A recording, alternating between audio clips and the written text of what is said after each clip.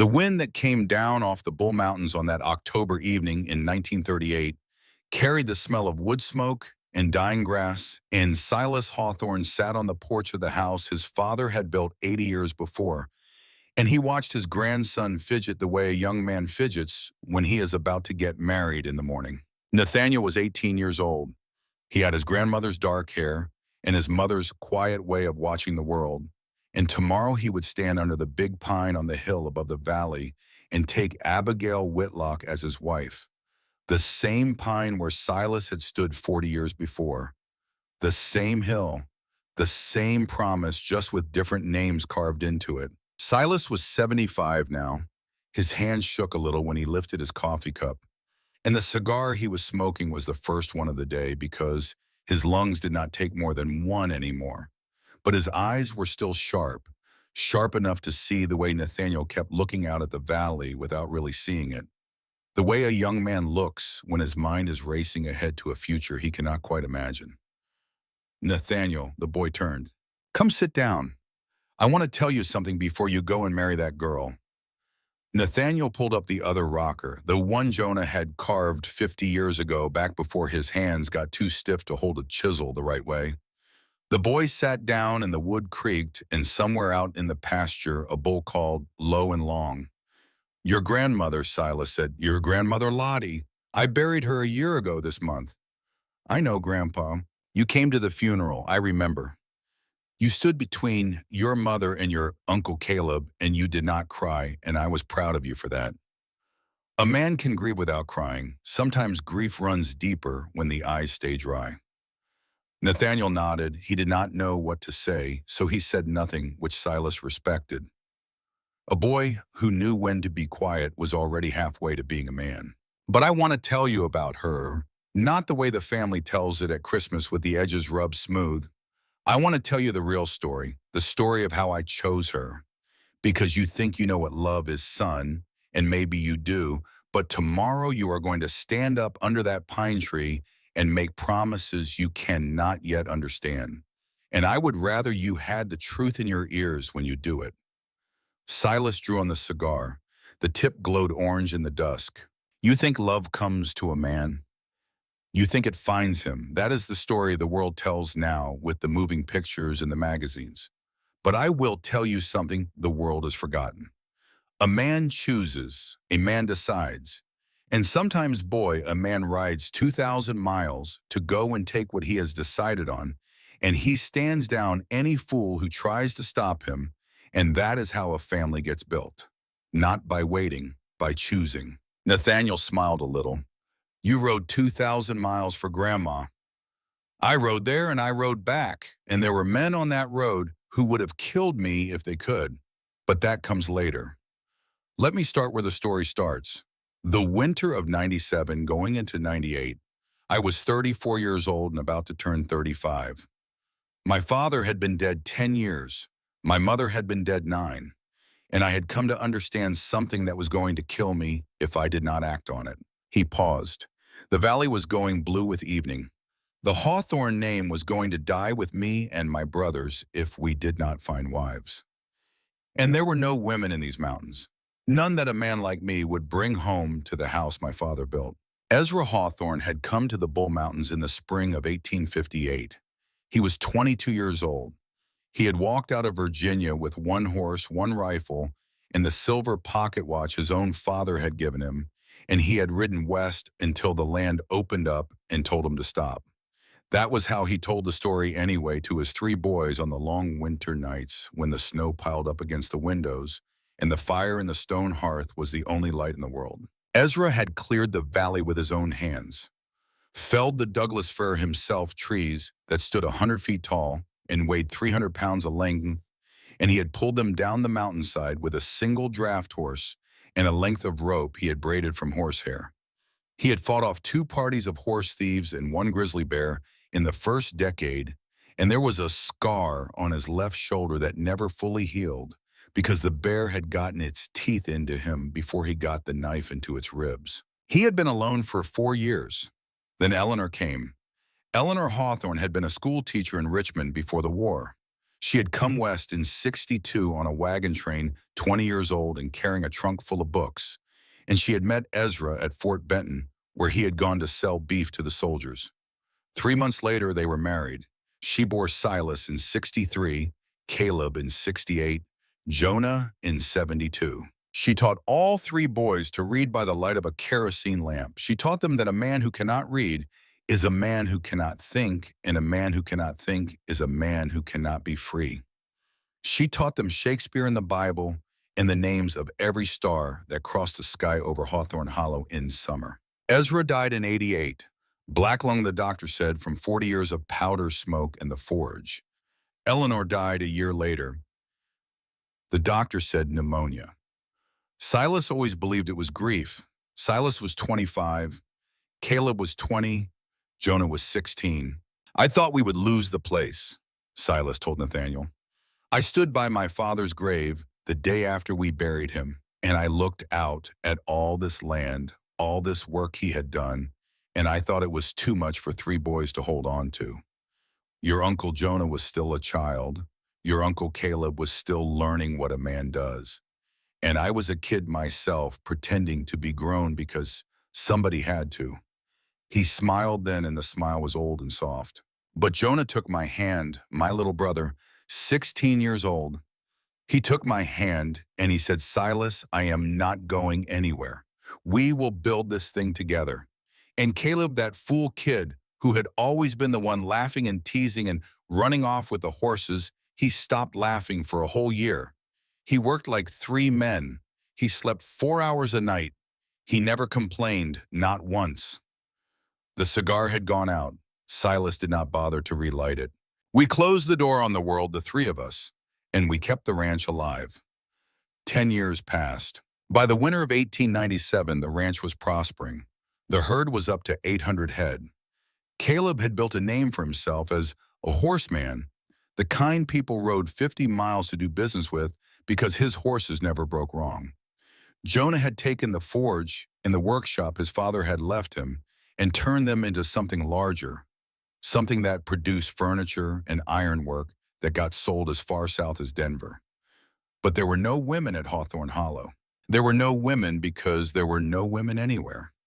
The nearest town was Miles City, 30 miles south, and the only unmarried women in Miles City worked in the rooms above the Silver Dollar Saloon, and those were not the kind of women three brothers could bring into their mother's kitchen. One night in December, with the snow piling against the windows and the fire burning low in the hearth, Silas set down his coffee cup and looked at his brothers across the table. Boys, we need to talk about why. Caleb grinning. Caleb always grinned. Well, big brother, finally noticed the problem, did you?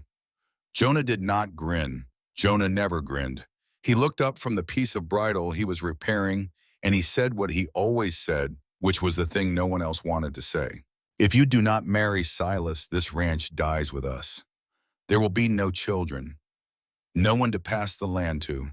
In 20 years, 30, we will be three old men in an empty house, and when we go, the land will go to Jasper Crane. That is how it ends if you do not act. Silas nodded. He had thought the same thing for months. To hear Jonah say it out loud made it real. So what do we do? Caleb said. Ride into Miles City and start courting the ladies. Subscribe to the matrimonial news. The matrimonial news, Silas said. Caleb choked on his coffee. You are joking. No, I have been thinking about this for a while. One of us has to marry. Legally, officially.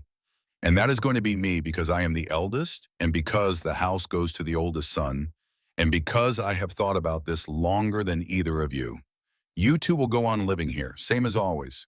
But whoever the woman is, she has to accept the whole family, not just one husband, a family. Jonah considered. So we need a woman who can hold her own, not some fool girl chasing a rich man, not some runaway looking to hide in the mountains. A real woman. Yes, Silas looked at both his brothers, and I think I know how to find her. It had been 6 months, the dinner in Miles City, the summer of 1897. A Boston man named Reginald Ashford had come west to look at investment opportunities in cattle. He was rich. He was the kind of rich that men in Boston are which is a different kind of rich than cattlemen know anything about. He had invited the big ranchers of the region to dinner at the Malo City Hotel, and Silas had gone because it seemed rude not to, and because he wanted to see what kind of man was coming out of the East to stick his soft hands into Western dirt. Reginald Ashford had brought his whole family, his wife Vivian, who wore pearls to a cattleman's at dinner, his three daughters, Beatrice, 21, engaged to some banker's son back home, Charlotte, 19, Penelope, 17. Silas remembered the scene like it had happened yesterday. He told it to Nathaniel now, in the thickening dark of the porch, and his voice took on a softer quality. The quality a man's voice takes on when he is talking about the first time he really looked at a woman and understood that she was different. The two sisters were beautiful, Nathaniel. Boston beautiful. Their hair was curled. Their dresses were silk. They laughed like little bells. They said all the right things. I had heard those same things from 100 girls in my life, and they meant nothing. Nothing, he paused. But the middle one, Charlotte, she did not say anything. She sat there and she ate her food slowly and she watched everyone. And her eyes, boy, her eyes were not the eyes of a 19-year-old girl. They were the eyes of a person who had been hurt for a long time and had decided she was not going to show it anymore. Halfway through the dinner, something happened. A drunk wandered up to the window of the hotel dining room. An old man, dirty slurring, a former stable hand of the Ashford family, Silas would later learn, who had been dismissed without pay and had drifted west looking for work he could no longer do because his hands shook too much. Reginald Ashford saw him and summoned the waiter. Vivian Ashford laughed a bright little laugh and said something about the quality of person one had to tolerate in the West. The daughters giggled, all except Charlotte. Charlotte stood up. She excused herself quietly, saying she needed air. No one paid attention. No one except Silas, who was sitting near the window and could see out into the street. He watched her walk up to the drunk. He watched her speak to him, not down to him, not at him, but to him the way a person speaks to another person. He watched her put coins into the man's hand. He watched her take his arm and walk him across the street to the small boarding house on the corner. He watched her go inside. She was in there for perhaps 10 minutes. When she came out, the old man was not with her, which meant she had paid for his room herself and probably for a meal besides. She walked back across the street and into the hotel and sat back down at the table and did not say a word about where she had been. No one had noticed she was gone. Her family had not missed her for 10 whole minutes. That was when I knew Nathaniel. Not because she was pretty, though she was pretty. Not because she was clever, though I would come to learn she was cleverer than her father. Because she had done a kind thing when no one was watching. That is the mark of a real person's son.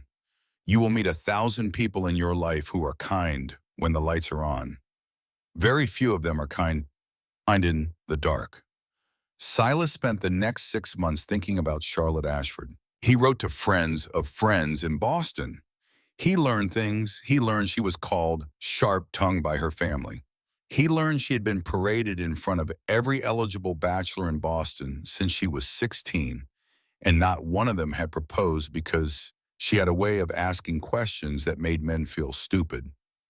He learned she had taken on the stable work at her father's house one winter, when her father refused to hire help for the aging groom.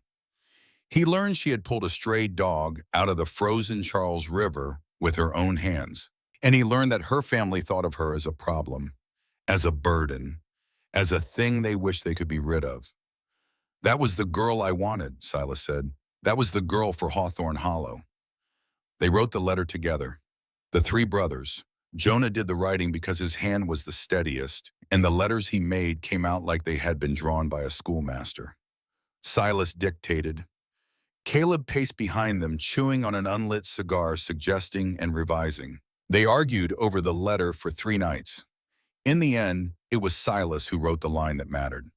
He took the pen from Jonah's hand and he wrote it himself at the bottom of the page, and his hand was less skilled than his brother's, but the letters were firm. Send her words to me, not yours. Caleb read it over Silas's shoulder and frowned. Why did you write that? Silas set the pen down. Because if she does not come willingly, she will never really be ours. And I will not spend my life with a woman who came to me because she had nowhere else to go. I will spend my life with a woman who came to me because she chose to. Jonah nodded slowly. That is right. They sealed the letter and sent it east. The reply came 3 weeks later.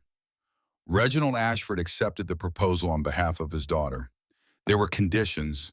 There were questions about dowry, about travel arrangements, about the social standing of the Hawthorne family. Silas read the letter twice and then set it down and rubbed his face.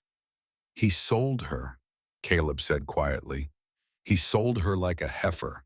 Yes, Jonah said, when do we leave? I leave, Silas said. The two of you stay here. Both brothers started to object. Silas held up his hand. Listen to me. Jasper Crane has been watching this place for years. He has been waiting for a weakness. If all three of us ride east at once, he will burn this ranch to the ground before we get to Bozeman. One of us has to go and two of us have to stay. But, and there is another reason, if she meets all three of us at once in that house in front of her family, she will be frightened. She will not know what she is agreeing to. I want her to meet one man first. If she can stand me, she can stand the two of you. Caleb and Jonah looked at each other. Jonah spoke first. He is right.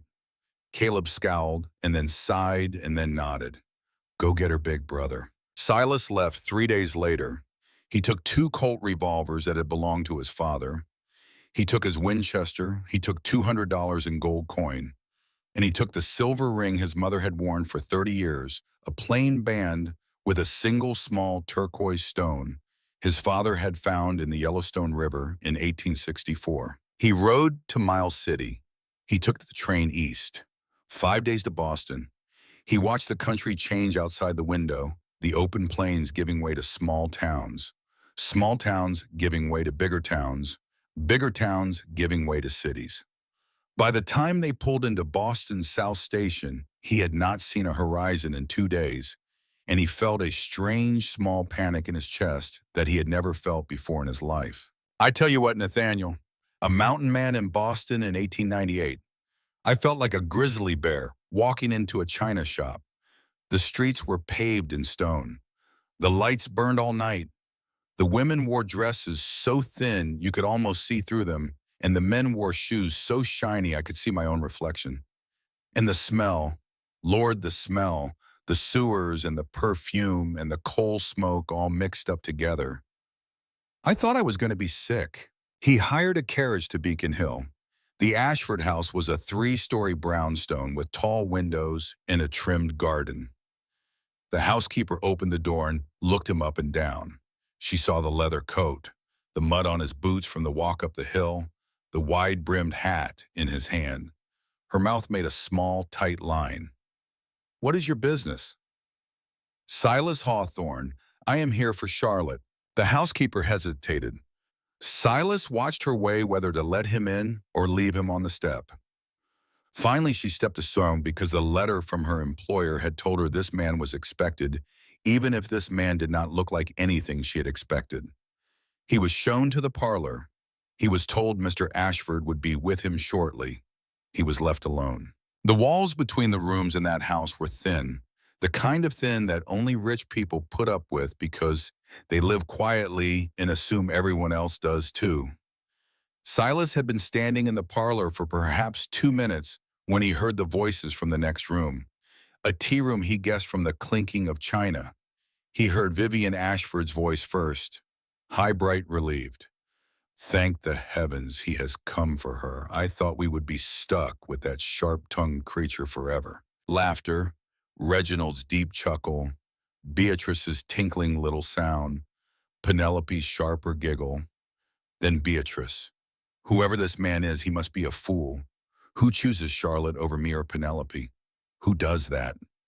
Then Penelope. She will ruin it within a month. That sharp tongue of hers cannot bear being anyone's wife. Then Vivian again settling it. As long as it is no longer our problem, we have done our duty. If he is fool enough to want her, it is his concern now. Silas stood in the middle of the Boston parlor with his hat in his hand, and he felt the blood rise in his face. the way it had risen the time he had seen Jonah bloody and broken after the horse accident. The same clean white anger. The same urge to walk into the next room and put his fist through someone's face. He did not move. He stood perfectly still, and he breathed in and he breathed out, and he let the anger turn into something else, something colder and more useful. "Son," he said to Nathaniel on the porch, "the first lesson I will give you about being a man. Do not let anger make your decisions. Anger is a tool. It is not the master." When I heard those words in that house, I knew I had chosen right. They had been given a treasure, and they did not know its value, which meant I had to get her out of there as fast as I could before they noticed what they were giving away. He sat down on a chair. He waited. His hands were steady. Reginald Ashford came into the parlor a few minutes later wearing a broad smile. He was a tall man, softer around the middle than a Western man would have been at his age. His hair was gray at the temples in a way that was meant to look distinguished. He extended his hand. Silas took it. Reginald squeezed hard, trying to assert something through the handshake, and Silas let him squeeze.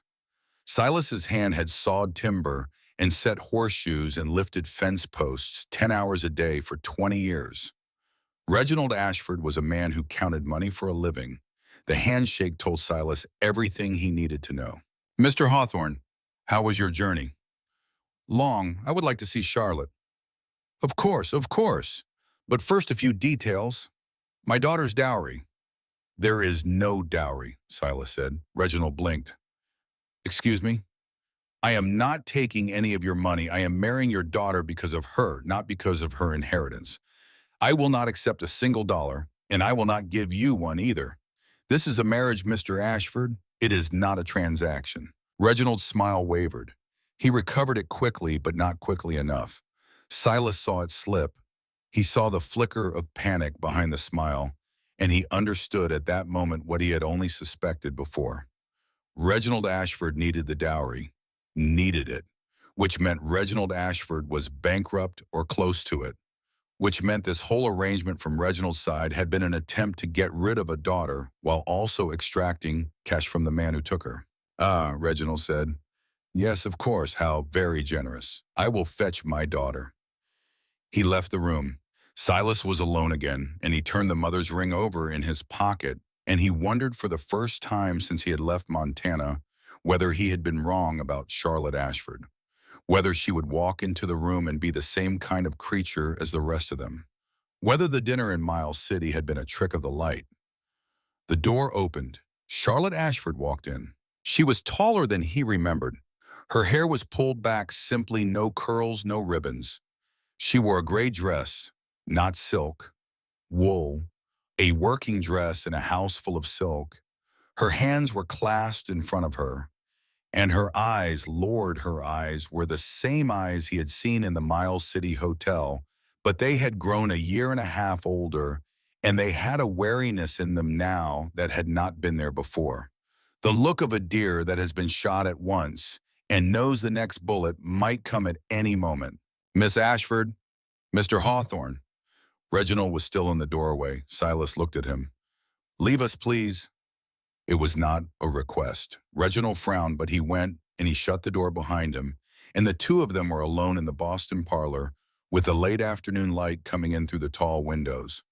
Silas did not sit. Charlotte did not sit.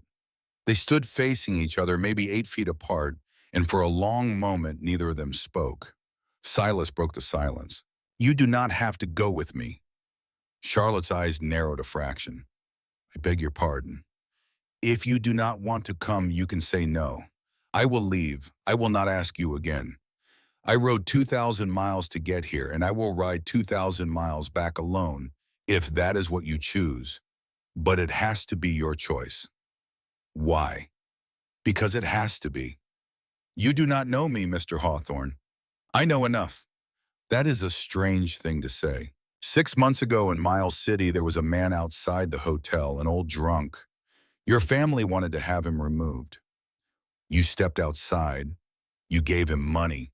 You walked him across the street and paid for his room. You did not tell anyone. You came back and sat down and finished your dinner, and no one at your table even noticed you had been gone. Charlotte's face did not change, but her hands came apart and then came back together, and Silas knew he had struck the right chord. You saw that? I saw that. I have thought about it every day since. She looked at the floor. And you decided to ask me to marry you based on that one moment. I decided to come looking. I have asked around Boston. I know more about you than you might like. I know your family calls you sharp-tongued. I know you have been paraded in front of men since you were 16. I know you ran the stables the winter the old man hurt his back and your father would not pay for help. I know you pulled a dog out of the river with your bare hands. She looked up. Her eyes had the faintest sheen to them. She was not crying. She was holding something back, but whatever it was, she was not letting it out. I heard them, she said quietly, just before you arrived. Through the wall. I heard my mother say she was relieved someone had finally come to take me off their hands.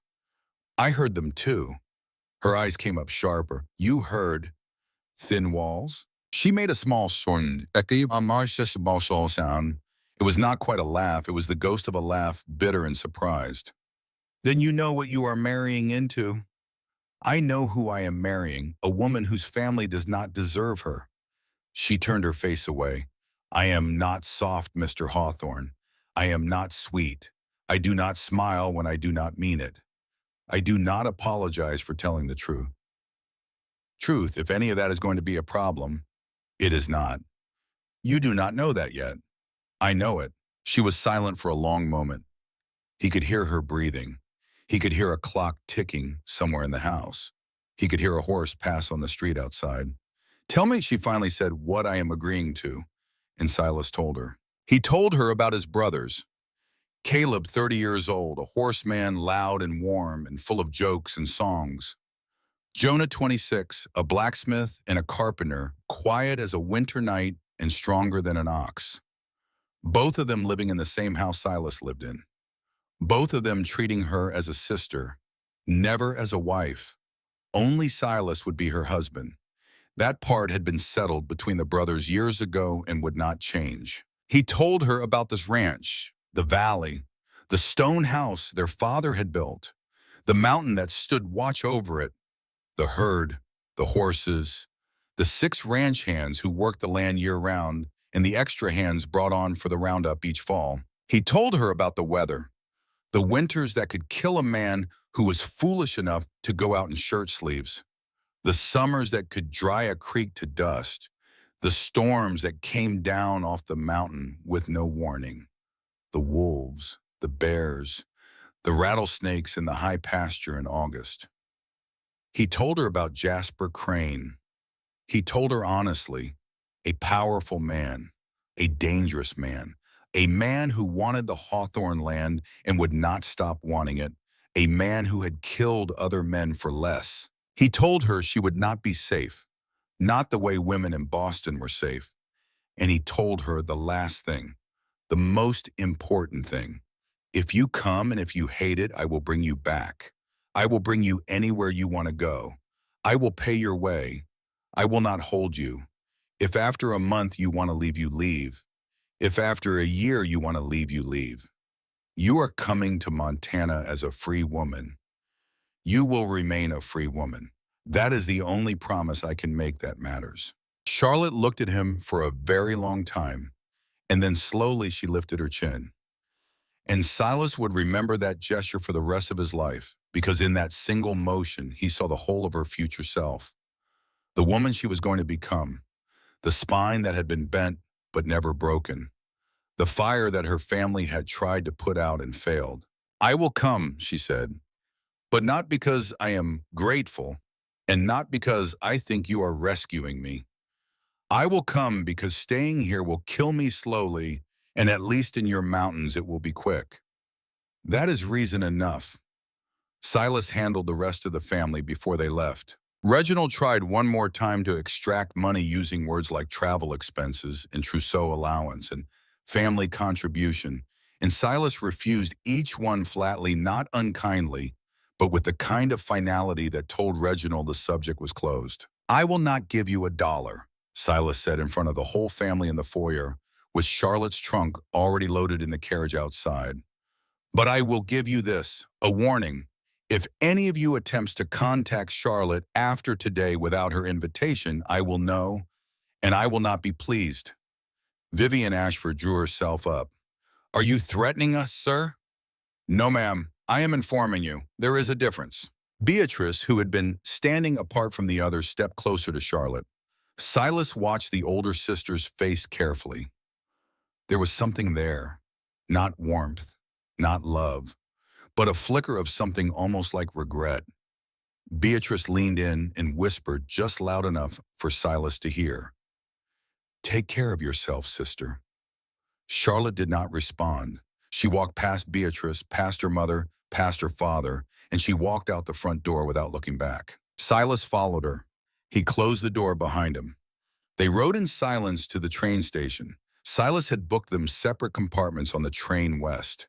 He told her this as they waited on the platform, and he watched her understand what he was saying, that he would not presume, that there would be no liberties taken between Boston and Montana, that she would have her own door, her own lock, her own space. She looked at him, and he could not read her face. You are a strange man, Silas Hawthorne. I have been told. The train pulled in. Steam rose into the cold Boston air. Silas picked up her trunk, which was smaller than he had expected, lighter than he had expected, and he carried it to the porter and tipped the porter $1 and watched the trunk disappear into the baggage car. 5 days on the train, Pennsylvania, Ohio, Indiana, Illinois, across the Mississippi, into the plains. The country widening the towns, thinning the sky, growing larger until it was the sky Silas had grown up under. He ate meals with her in the dining car. He observed her. The way she ate slowly, the way she watched the other passengers, the way she read a book the whole journey, a history of England. He asked her about it once, and she gave him a careful 5-minute summary that told him she had actually read it and thought about it and formed opinions about it. By Montana, he was already a little bit in love with her, though he did not yet know to call it that. They got off the train in Miles City at dusk on the 5th day. Silas had arranged for a wagon. The drive to Hawthorne Hollows was 30 miles. It was too late to make it that night. The way station at Callahan's was halfway between town and the ranch, a small cluster of buildings along the creek run by an Irish widow named Mrs. Callahan, who had known Silas's father and mother and who had buried her own husband in the little cemetery behind the barn 15 years before. She came out to meet the wagon as it rolled into the yard. She was 55 years old, gray-haired, built like a whiskey barrel with a kind face on top of it. She looked at Silas. She looked at Charlotte. She looked back at Silas. Are you two married yet? No, ma'am, not for another week. Then she sleeps in the house. You sleep in the barn. Silas nodded. He did not argue. He carried Charlotte's small bag up the stairs to the little clean room Mrs. Callahan kept for travelers. A narrow bed, a washstand, a kerosene lamp already burning low. The sheets smelled of lavender, which meant Mrs. Callahan had put fresh ones on when she saw the wagon coming. Silas set the bag down. He reached into his coat and he drew out a small pistol. A Remington Derringer, the kind a gambler might carry, small enough to fit in a coat pocket. He set it on the nightstand.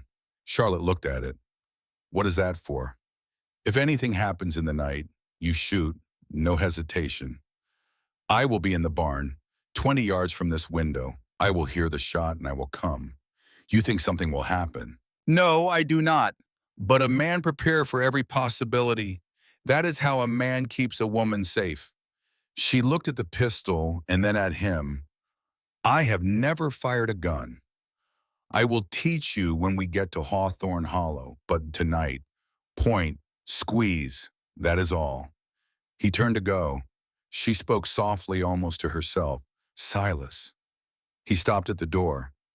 That is the first time you have called me by my first name. He had not even realized he had done it. He felt a warmth at the back of his neck that he had not felt in 20 years. Lottie, he said. I'm going to call you Lottie if that is all right. Charlotte is too long. And she smiled, a real smile this time. Not a ghost, not a shadow, A real one, small and careful, but real. All right, she said. Silas closed the door and walked out into the Montana night. And he went to the barn and lay down in the fresh hay Mrs. Callahan had laid out for him. And he put his colt within reach of his right hand. And he looked up at the rafters in the dark. And he thought I have done a thing tonight that will change every day of the rest of my life. And he was not wrong. They reached Hawthorne Hollow in the late afternoon of the next day. The road climbed up out of the creek bottom and wound through the dark timber and around the shoulder of the mountain, and then the trees opened out and the valley spread below them the way it had spread before 3 generations of Hawthorne eyes. The stone and timber house with smoke curling from the chimney, the fenced pastures dotted with cattle, the big barn, the smaller barn, the workshop Jonah had built with his own hands, the bunkhouse for the men, and above and beyond all of it, the snow-capped peak of the mountain standing watch eternal. Charlotte drew in a breath. Silas watched her out of the corner of his eye. He watched her see it. He watched the thing happen in her face that he had been hoping would happen. The small crack of wonder that told him she was seeing for the first time in her life a place that might be large enough to hold her. There it is, he said quietly. Caleb and Jonah were waiting in the yard. They had seen the wagon from a mile off. Silas pulled up. He climbed down. He came around and offered Charlotte his hand, and she took it, and her fingers were cold. He helped her down. Caleb came forward first. Silas watched him carefully. Caleb was loud by nature, big by nature, the kind of man who could overwhelm a stranger without meaning to. But Caleb had been briefed. Caleb had been told. Caleb dipped his shoulders low and extended his hand the way a man offers his hand to a lady, not the way men shake with each other. Miss Lottie, I am Caleb. My brother has been telling us about you for a long time. She took his hand. Her voice was steady. Mr. Hawthorne. Caleb. Caleb. Jonah came next. Silas watched his youngest brother. Jonah was bigger than any of them, broad as the shoulder of an ox arms like timbers. He walked slowly, and as when he bent down to take her hand, his voice came out soft as felt. Miss Lottie, I am Jonah. I made something for you. In the house, if you would like to see it. She blinked. You made something for me. A bed, I thought. I thought you should have a bed that was made for you. If you do not like it, I can remake it. Any way you want. She did not speak for a long moment. Silas watched her carefully because he saw what he had hoped to see.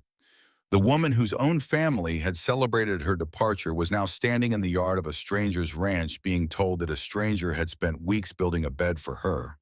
Just for her. Thank you, Jonah, she said softly. I would very much like to see it. The first dinner at Hawthorne Hollow was beef stew and cornbread and cold water from the spring behind the house. Jonah had cooked. Caleb had made the cornbread. Silas had set the table. They sat in the kitchen, the 4 of them, and they ate by the light of a single kerosene lamp. And Caleb told stories that made Charlotte laugh twice, and Jonah asked her questions about Boston that surprised Silas with their thoughtfulness, and Silas watched her. He watched her eat. He watched her listen. He watched her answer carefully, not rushing, not performing, not trying to charm anyone. She was taking the measure of these 3 strange men who were now her family, and she was doing it with the same careful attention she had paid to the drunk in Miles City a year and a half before. After dinner, when she had gone upstairs to the room Silas had prepared for her, the 3 brothers sat at the table and did not speak for a while. Caleb finally broke the silence. You chose right, big brother. She is not a fool. She has a spine, Jonah said. I saw the way she looked at me when I told her about the bed. She was not frightened, but she did not let herself trust me right away either. That is a real woman. Silas nodded. We have to prove to her that we are worth her trust, all 3 of us. Slowly, not too close. We let her set the pace. Agreed, Caleb said. Agreed, Jonah said. That night, after his brothers had gone to bed and Charlotte was asleep in the bedroom upstairs, Silas sat on the porch with his rifle across his knees. He had a feeling he could not quite name, a weight in the air that he had learned over 20 years in these mountains not to ignore. Around 2 in the morning he saw it, A single point of light on the eastern slope, perhaps half a mile away. A lantern. Someone was up there watching the ranch. The light moved slightly and then held still. Silas lifted the Winchester to his shoulder. He sighted through the night. The distance was too far for an accurate shot, but accuracy was not the point. He fired a single round. The report cracked across the valley. The bullet went somewhere into the trees near the light, and the light went out immediately as if a hand had clapped down over it. That was Jasper Crane, Silas told Nathaniel on the porch 40 years later. He had gotten word that I had gone east for a wife. He had been waiting, and he wanted me to know he was watching. Were you afraid, Grandpa? Silas looked out at the darkening valley. He took a long, slow breath. Afraid, boy. I had been living with death over my shoulder for 10 years by then. But that night I was not afraid for myself. I was afraid for her, because now she was mine, and I would not let any man on this earth lay a hand on her while I was still breathing. The old man set down his cold cigar. That is the story of how I brought her home. But bringing her home was the easy part. What came after, that is the part you need to hear next, Nathaniel, because that is the part where a man finds out who he really is. That is the part where the thing he has chosen starts costing him. And it always costs, son. It always costs. He leaned back in the rocker. Let me get some more coffee, and I will tell you about the war. Silas came back with the coffee pot and 2 fresh cups. The porch had grown darker. The stars were beginning to show themselves over the ridge pinpricks of cold white light in a sky that was still not quite black. Somewhere down in the bottoms, an owl called. Once, then again. He poured for Nathaniel, then for himself. Then he sat down and took a long, careful swallow and let the heat of it settle in his chest before he spoke. The first 4 months your grandmother lived at Hawthorne Hollow were the quietest months of my life, Nathaniel, and the most frightening. Why frightening, Grandpa? Because I knew the storm was coming. I just did not know when. And a man who knows the storm is coming, but does not know the hour of it, is a man who cannot sleep right. For 4 months I did not sleep right. I watched the road. I watched the ridge line. I watched every rider that came up the valley. And while I watched, your grandmother was becoming something none of us expected. He took another swallow. He set the cup down. She was becoming a Hawthorne. In the second week of her life at the ranch, Silas taught Lottie to shoot. He took her out every morning before his brothers were awake down to the long, flat stretch of pasture behind the horse barn, where the grass gave way to a rocky outcropping. He set up tin cans on the top rail of the fence. He handed her the old Winchester that had belonged to his mother, the one with the carved walnut stock his father had made in the winter of '71. 2 hands, he said, elbows loose. Pick the target. Breathe in, breathe out. Squeeze, do not pull, do not jerk. Squeeze like you are squeezing a ripe plum. Her first 20 shots missed. She missed badly. She missed some of them by a yard. She did not complain. She did not apologize. She reset her stance each time and tried again, and Silas watched her and said nothing and did not coach her in any way after that first explanation, because he wanted to see what kind of learner she was. The 21st shot hit the can. The 22nd shot hit the can. By the end of the first week, she was hitting 8 out of 10. By the end of the second week, she was hitting 10 out of 10 at 20 yards, and Silas had started moving the cans further out. On a cold morning in the third week, Caleb wandered down to watch. He leaned against the fence post with his arms crossed and did not say a word for 20 minutes. Lottie fired her last round, set the rifle down, and turned to see him there. Good morning, Caleb. Lottie. He walked over. He picked up one of the cans from the ground. The hole through the center was clean. He held it up to the light. He whistled low. That afternoon, while the 2 brothers were patching a stretch of fence along the north pasture, Caleb turned to Silas and said, I want to tell you something one time. I will not say it twice. Go ahead. If there is ever a day when men come here to do us harm, put her on the roof. Put the rifle in her hands. Let her do the shooting. Because I have been watching her for 3 weeks, and I will tell you a truth you may not want to hear. She has a better eye than you. She has a better eye than I do. She has a better eye than our father had. Silas kept hammering the staple into the post. He did not look up. I have already thought about it. Then you know what I am saying. I know. Jonah did not go out to the shooting practice, but he built her a shoulder strap for the Winchester tooled leather with a small rose worked into the stitching because he said a woman should not carry a rifle that looked like a man's rifle. And when he presented it to her over dinner one night, she did not know what to say, so she just set it on her lap and ran her fingers over the rose for a long time, and Silas watched his wife's face and saw something soften in it that had not softened before. That was the week Silas understood he had not just brought home a woman, he had brought home a fourth Hawthorne. 3 weeks after Lottie came to the valley on a bright Tuesday morning in April, Jasper Crane rode up to the ranch. He came alone. But Silas, from his position by the corral where he had been saddling a horse, saw the small wisps of cigar smoke rising from the tree line to the north. 3 men, maybe 4, waiting in the timber where they thought they could not be seen. Silas did not saddle the horse. He walked slowly back toward the house. He caught Caleb's eye as he passed the horse barn. He made the small hand signal their father had taught them all as boys, the one that meant trouble at the door. Caleb did not react visibly. He simply set down the curry comb he was using, walked to the tack room, and came out with a revolver belted at his hip. Silas called up the stairs inside the house. Lottie came down in her working dress sleeves, rolled up flour on her forearms from the bread she was making. Lottie, take the Winchester. Go to the upstairs window at the front of the house. Open it. Kneel down. Do not show yourself. I want you to have a clear view of the yard. If things go wrong, you know what to do. She did not ask who was coming. She did not ask why. She walked to the gun cabinet, took down the rifle, checked the load, and went up the stairs. That was all. The whole exchange took 30 seconds. Silas walked out onto the porch. Jonah came around the side of the workshop with a pair of tongs in his hand and a hammer in the other, and he set himself at the corner of the porch where he could see both the yard and the tree line. Jasper Crane reined in at the hitching post.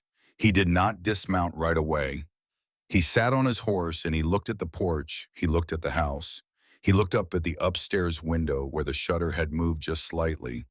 He smiled. Hawthorne, I heard you took a wife. News travels. News travels fast in this country. Crane dismounted then. He moved slowly.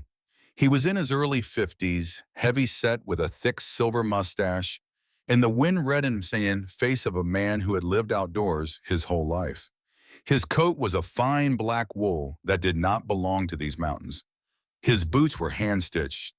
There was a pearl handle showing at his right hip, and Silas did not need to see the whole of the weapon to know it was a Colt .45 and that it had been drawn from that holster in anger more than a dozen times. Crane took 3 steps toward the porch.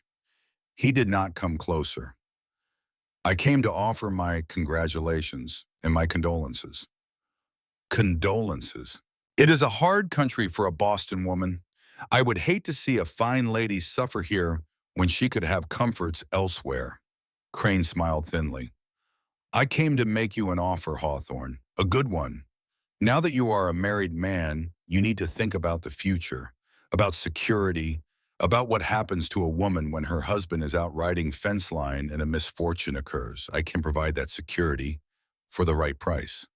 What price? Water rights, the river that crosses your land.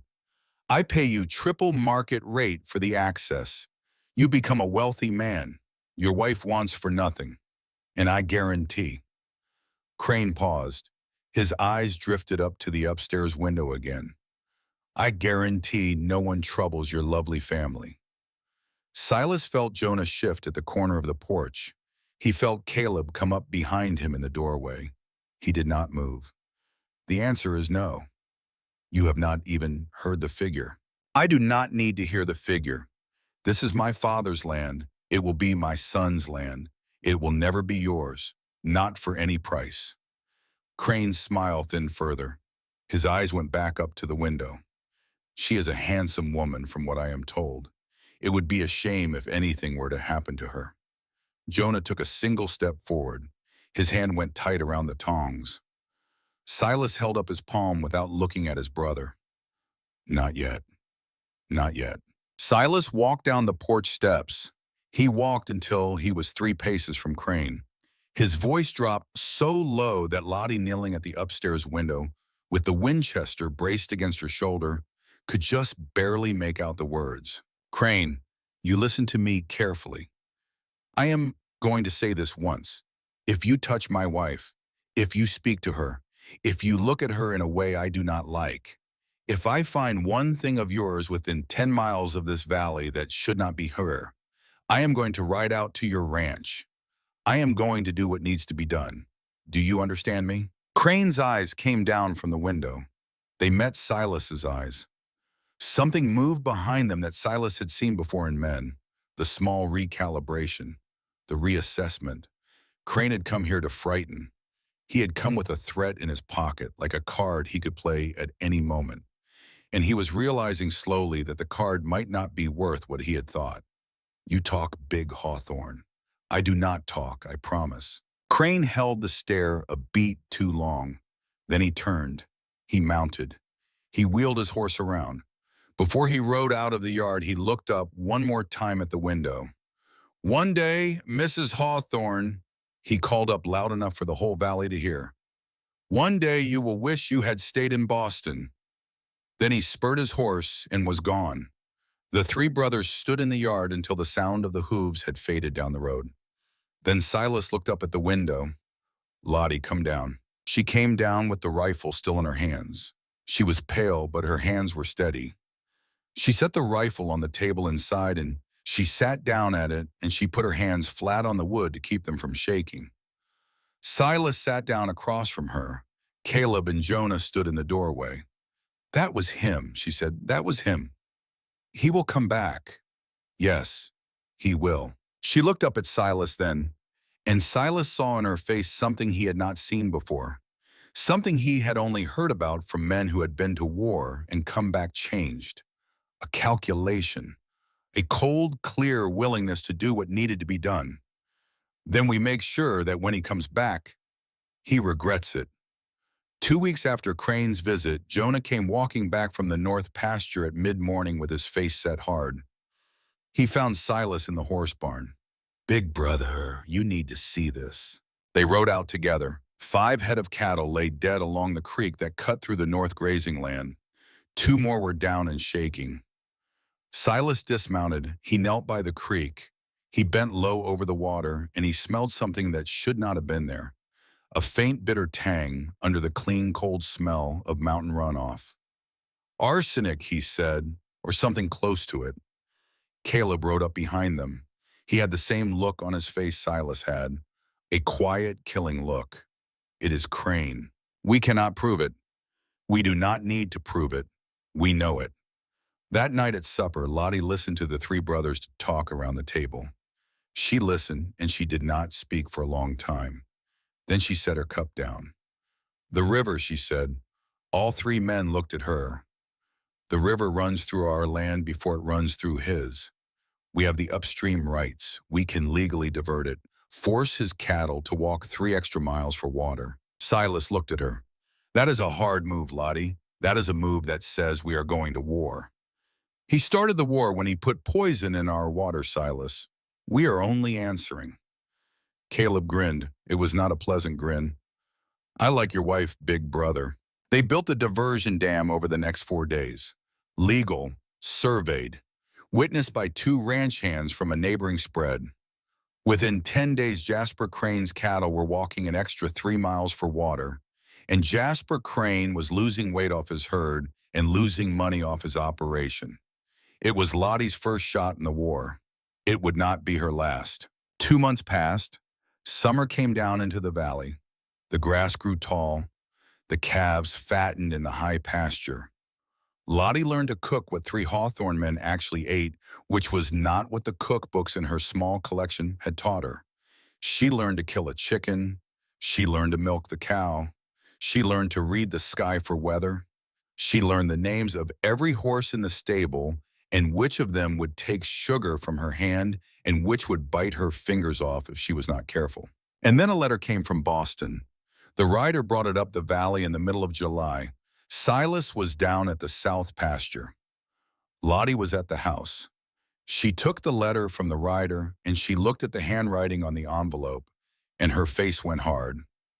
When Silas came in for supper, she handed it to him without opening it. "It is from my father. I will not read it. You read it first." Silas opened the letter. He read it twice. Then he sat down. "What does he say?" "He says your mother is ill. He says there have been business difficulties.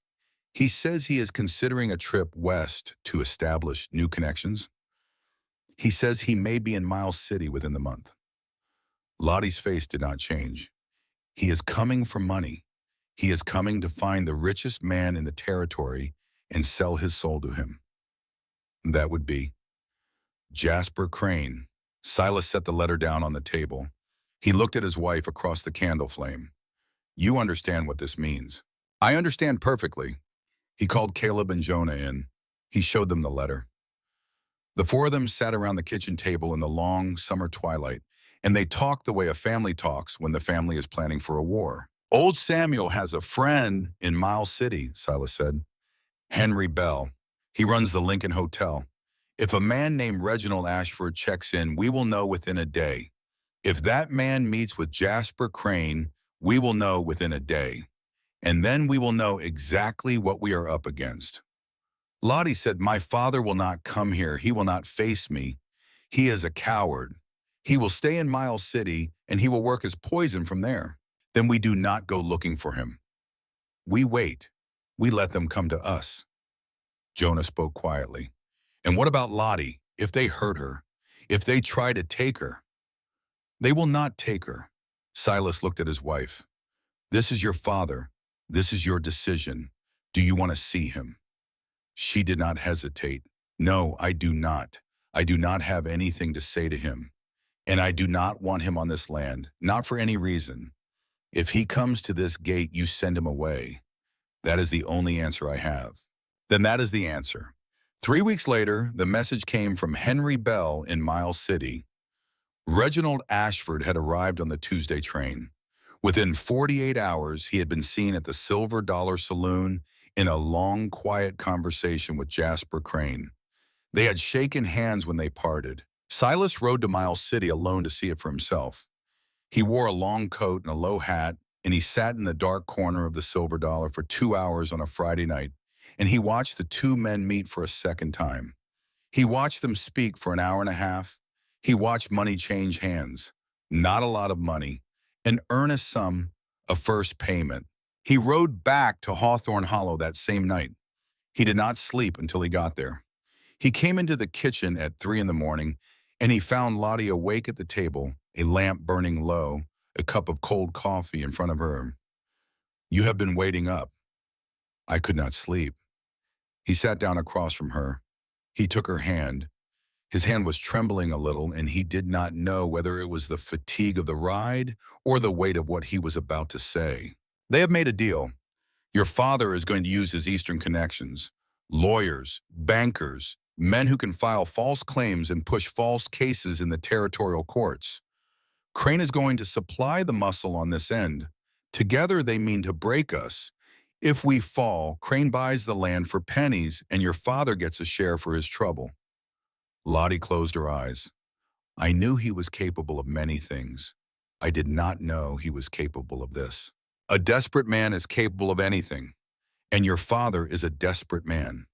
She opened her eyes, and in that moment she was not a woman whose father had betrayed her. She was a Hawthorne whose enemies had declared themselves. The distinction mattered, and Silas saw the moment she crossed the line between one and the other.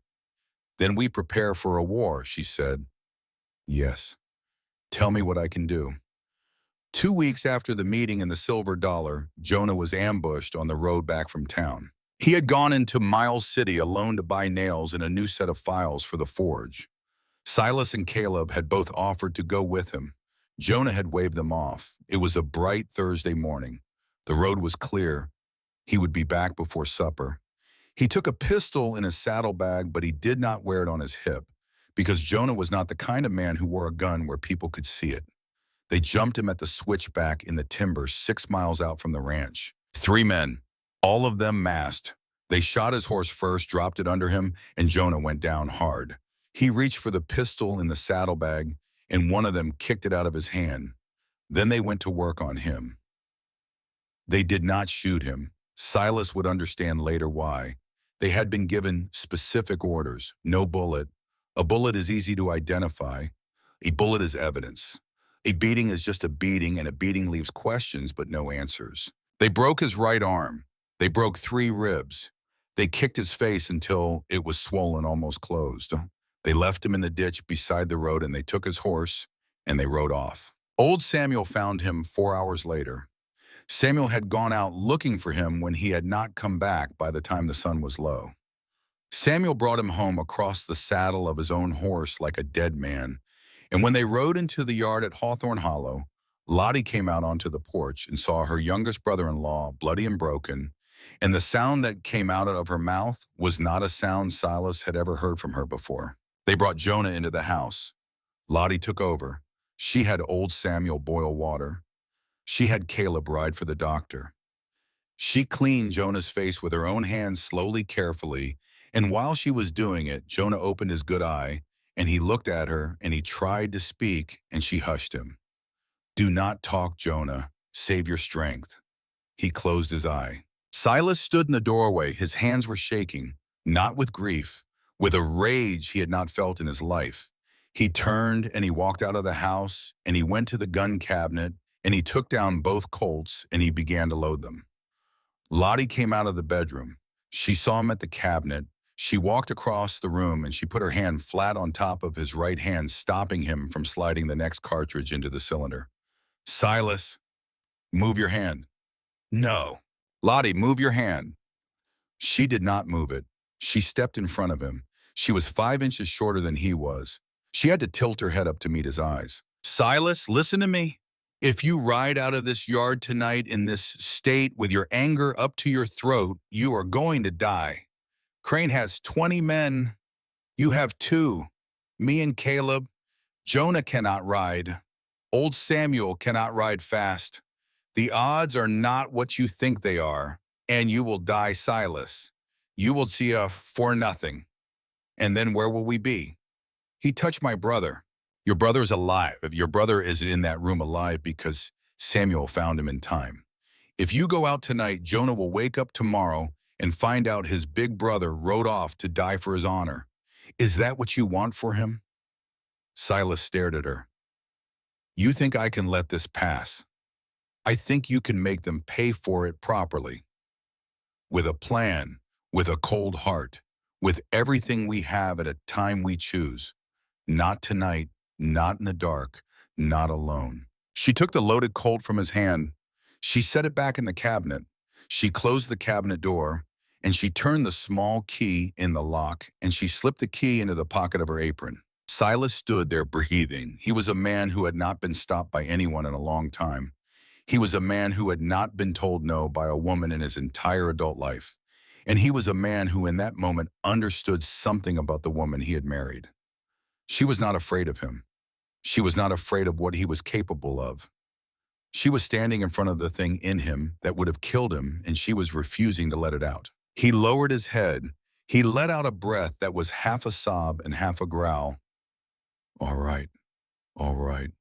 But we will make them pay, Lottie. You understand that?" "I understand, and we will." Jonah woke the next morning. His eye was still closed from the swelling. His jaw was wired, but he could speak in fragments through broken teeth. Silas sat by the bed. Lottie was on the other side. Caleb stood in the doorway. "Big brother," Jonah whispered, "I am here. I saw one of them." "Tell me." "A ring on his right hand. He hit me with it. I saw the ring in the dirt when I was on the ground. Gold. 2 letters, JC. Silas closed his eyes. "Jasper Crane. He was there, Jasper Crane." "You are sure?" I am sure. Silas nodded. He looked at Caleb in the doorway. Caleb nodded back. They had a witness now, not enough for a court, but enough to know, enough to be certain, enough to act. Lottie squeezed Jonah's good hand. You rest now. We will take care of the rest. A month passed. Jonah began to heal. The swelling came down. The ribs knit slowly. He could walk around the house by the end of the second week, though. He would never walk without a small limp in his right leg again, not for the rest of his long life. And then on a warm September afternoon, a rider came up the valley. A single rider, a woman, alone. She came up slowly. Her horse was exhausted. She rode slumped in the saddle like a person who had ridden further than they knew how to ride. She stopped at the gate, and she sat there, and she looked at the house, and she did not dismount. Silas came out onto the porch with his Winchester in his hand. Caleb came around from the barn. Jonah, slower now, came out the back door. They formed the same loose triangle they had formed when Jasper Crane had come calling. They did not know yet who she was. Lottie came out last. She walked down the porch steps. She walked to the gate. She stopped 3 paces away from the rider, and she looked up at the woman on the horse, and Silas saw his wife's face change. B. The woman on the horse whispered it back. Charlotte. It was Beatrice Ashford. Silas would not have recognized her. She had lost 20 pounds. Her cheeks were hollow. Her hair, which had been arranged into Boston curls when he had last seen her, was pulled back in a simple knot. Her traveling clothes were dusty and plain. The soft Boston girl he remembered was gone. In her place was a woman who had been down a long, hard road. What are you doing here? Lottie said, not warmly, not coldly, just the question. I came to warn you. Lottie stepped forward, and she took the bridle of the horse. She led the horse through the gate and into the yard. She did not help her sister down. She let Beatrice dismount on her own, and Beatrice nearly fell, and Caleb had to catch her. They brought her inside. They sat her at the kitchen table. Lottie poured her water. Beatrice drank it in 3 swallows. She held the empty glass in both hands, and she stared down at it as if she could not lift her eyes from the wood. Tell me, Lottie said. Beatrice told them. She had discovered through the household servants that her father had been stealing, not just from his business partners, from her, from the account that had been set aside for her dowry, the money Abraham's family had pledged when the engagement had been announced. Abraham's family had broken the engagement 6 months before, when the rumors about father's finances had begun to spread in Boston. The dowry should have come back to her. Instead, father had kept it. He had used the money to pay legal fees in Montana, to hire attorneys in Miles City, to file the false claims Silas had feared he would file. When Beatrice had confronted him about it, he had slapped her across the face. He had told her she was a foolish daughter who did not understand the way of business. He had told her he would take whatever he needed to take. I walked out of the house that night, Beatrice said. I sold my jewelry in New York. I bought a train ticket. I rode the train to Miles City. I rented this horse. I rode 3 days to get here. I have not slept more than 2 hours at a time since I left Boston. She looked up at Lottie. Charlotte, I know I have no right to be here. I know what I have been to you. I know every word I ever said and every word I did not say when I should have. I cannot fix any of it, but I can warn you. Father is coming, and what he and that man Crane have planned is worse than you think. I do not know the details, but I know the shape of it. And I came to tell you before it falls on your head. Lottie looked at her sister for a very long time. Silas stood by the stove. He did not speak. This was not his moment. Finally, Lottie said, Why be? Why did you come? Because I finally saw it, Charlotte. I saw what you always saw. I saw who he is, who they are, who I was. I was a coward. I was a coward my whole life. You were the only one of us with any courage at all, and we punished you for it, and I stood by and watched. I cannot take that back, but I can be something else now, if you will let me. Silas watched his wife's face. He watched her weigh it. He watched her weigh a lifetime of scars against a tired woman at a kitchen table. He saw the decision happen. Not forgiveness. Not yet. Something smaller and harder than that. A door left unlocked. You can stay, Lottie said.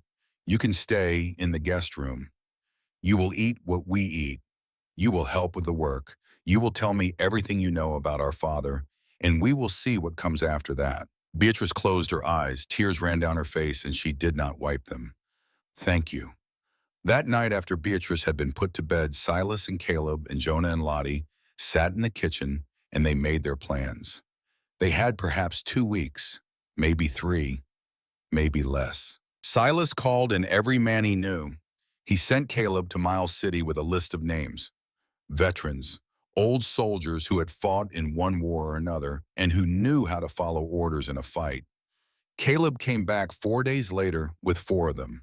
Hard men, quiet men, men who had seen things and were not afraid of what was coming.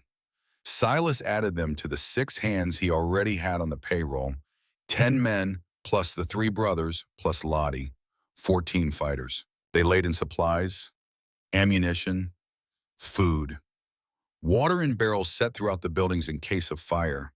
Silas had them dig shallow trenches along the south and east approaches to the main house. He had them cut firing ports into the walls of the barn in the workshop. He had Jonah, who could no longer do the heavy work, but who could still work a forge in small bursts, manufacture 3 canisters of smoke powder. Not bombs, just smoke. The kind of thing that could fill a yard with confusion if it was needed. Caleb, who had served 2 years in the cavalry as a young man, laid out the defensive positions. Each man was given a post. Each post had a backup. Each backup had a backup. The signals were worked out. 1 short whistle meant riders approaching. 3 short and 2 long meant ambushed attack. 2 long and 1 short meant retreat to the house. And Lottie was given the roof. She climbed up the ladder on the east side of the house on a clear afternoon, and she laid down flat on the shingles in the spot Silas had prepared for her. A low parapet of sandbags, the Winchester, 200 rounds, a canteen, a blanket for the cold nights, a clear view of the whole yard, the gate, and the approach from the road. Silas came up the ladder behind her. He lay down beside her. He showed her the angles. He showed her the dead zones. He showed her where to look for muzzle flash in the dark. Lottie, I know. If they come in numbers, if it goes bad, you stay on this roof until I tell you to come down. Do you understand me? You do not come down for any reason, not for Caleb, not for Jonah, not for me. You stay here and you shoot, and you do not stop shooting until there is no one left to shoot at. Do you understand? I understand. Promise me. She turned her head on the shingle. Her cheek was against the rough wood. I promise. 3 days after Beatrice arrived, a single rider came up the valley road at noon. Silas saw him coming from a long way off. He had the man in his field glasses while the man was still 2 miles out. Reginald Ashford, alone, coming to the gate of Hawthorne Hollow with his hat in his hand. Silas met him at the gate with Caleb at his right shoulder and 2 of the veterans further back along the fence. Lottie stood on the porch. She did not come down. She did not go up to the roof. She stood there in a plain work dress, and her arms were crossed, and her face was the face of a stone. Reginald reined in. He did not dismount. Silas, I would like to speak to you as 2 men. Speak. Reginald's eyes flicked to Lottie on the porch. He swallowed. Charlotte, my dear, I have come to apologize for everything. Your mother is gravely ill. The doctor says she needs a surgery. $500. I do not have it. I have come to beg, not for myself, for her. Lottie's voice came clear across the yard. Mother is ill. Since when? 3 months. And in those 3 months, Father, what have you done? You rode to Montana. You met with a man who poisoned our cattle and nearly beat my brother-in-law to death. You entered into a partnership with him to destroy this family. And you want me to believe that your concern is for Mother. Reginald's face went red. He did not speak. Silas stepped forward. He put one hand on the top rail of the gate, and he spoke in a voice that was even and quiet and carried every word. Mr. Ashford, I know about the lawyers in Miles City. I know about the claims you are preparing. I know about the money you stole from your own daughter. I have witnesses. I have evidence. I have more friends in the territorial government than you could imagine from your comfortable house in Beacon Hill. So I will say this once. Leave Montana. Do not speak to my wife again. Do not come to this valley again. If you violate these terms, I will not only refuse to help you, I will destroy you. I will see to it that you die in a cell with nothing in your pocket and no name left to leave behind. Do you understand? Reginald looked at him, then at Lottie, then at Silas again. His face twisted. The mask he had worn his whole life slipped off, and what was underneath was something small and mean and frightened. Charlotte, you have become a hard woman. I have become a woman, which is something you never allowed. He wheeled the horse. He rode out of the yard. He did not look back. Silas watched him go. He did not feel triumph. He felt the cold certainty of a man who knows a line has been crossed that cannot be uncrossed. He will go to Crane now, Silas said quietly. And now it comes. 3 nights later, on the dark of the moon, it came. Finn Whitlock perched on the high ridge above the valley with a Winchester and a pair of field glasses. Saw the first of them come up the road down to the timber at 11 o'clock at night, a long column of riders. Their faces were blackened. They had torches unlit in their hands, which meant they meant to light them only when they were close. 12 of them, maybe 15. Finn put the whistle to his lips, 3 short, 2 long. The signal carried down the valley on the cold night air. At Hawthorne Hollow, the whole ranch came alive in under 2 minutes. Silas was on the porch of the main house, Colt in hand, Winchester against the wall beside him. Caleb was in the horse barn with 2 of the veterans. Jonah still moving slower than he used to, but absolutely refusing to be kept out of the fight, was in the workshop with 3 more men. Old Samuel was at the south gate with the 2 remaining hands. The other veterans were scattered in prepared positions along the fence lines. And Lottie was on the roof of the main house, flat on her belly. The Winchester braced her eye to the sight. Beatrice was in the root cellar. Silas had put her there himself. He had told her not to come out until he came down to get her. The riders came into the yard hard. Crane was in front. Silas could see the silver of his hair even in the dark. The torches flared to life. The first torch swung high, about to be thrown at the side of the main house. A shot cracked from the roof. The torchbearer jerked in the saddle. The torch dropped from his hand and fell in the empty yard and burned itself out on the dirt. Silas did not see the shot. He only knew his wife had made it. He knew it the way you know your own heartbeat. The second rider raised a rifle and fired toward the porch. The bullet splintered the post 2 feet from Silas's head. Silas stepped out from behind the post and returned fire. The rider fell from the saddle. His horse bolted. From the horse barn, Caleb and his 2 men opened up in an organized volley. 3 riders went down. The rest scattered. Silas saw Crane. Crane had dismounted. Crane was behind the water wagon near the fence, firing with a pistol in each hand at the porch. Silas could not get a clean angle on him. On the roof, Lottie saw it. Silas would learn this later. She saw her husband pinned down. She saw Crane behind the wagon. She shifted her position 20 feet along the ridgepole, working her way to a new angle. She took her time. She was not rushed. She was the coldest person in that yard that night.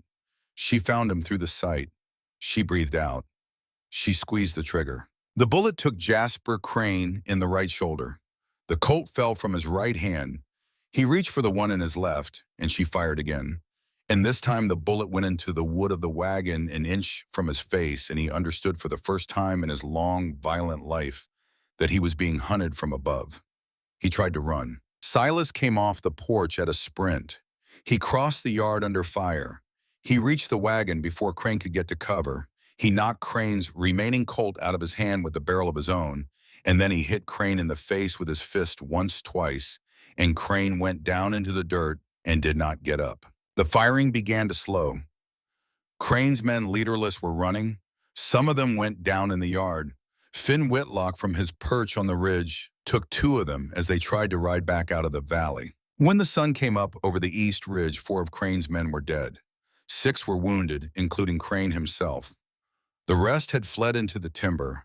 On the Hawthorne side, Finn had taken a bullet through the meat of his upper arm. 2 of the veterans had minor wounds. No one had been killed. Lottie came down off the roof. Her face was streaked with soot. Her hair had come loose. Silas met her at the bottom of the ladder. He did not speak. He just pulled her into his chest, and he held her there for a long time while the men cleaned up the yard around them. Sheriff Dawson arrived at mid-morning with 4 deputies. Old Samuel had sent a rider for him the moment the first shot had been fired. The sheriff took one look at the yard, at the bodies laid out under tarps at Crane, sitting bloody and handcuffed against the fence, and he nodded slowly. "Hawthorne, you did a piece of justice here. The law will handle the rest." "And Reginald Ashford? I have already sent 2 men to pick him up in Miles City. He will not get far." The sheriff's men loaded Crane into a wagon. Crane looked at Silas before they drove him away. His mouth was broken. He could not speak easily. But he spat blood into the dirt, and he looked Silas in the eye with all the hate he had left in him, and Silas looked back with nothing at all. Silas watched the wagon roll out of the yard. He stood there until it was out of sight down the road. Then he turned. He walked to where Lottie was standing. She had washed her face.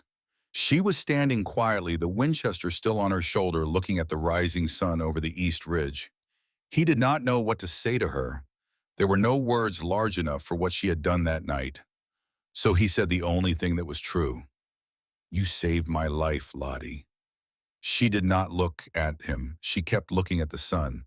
"No, Silas, we saved each other.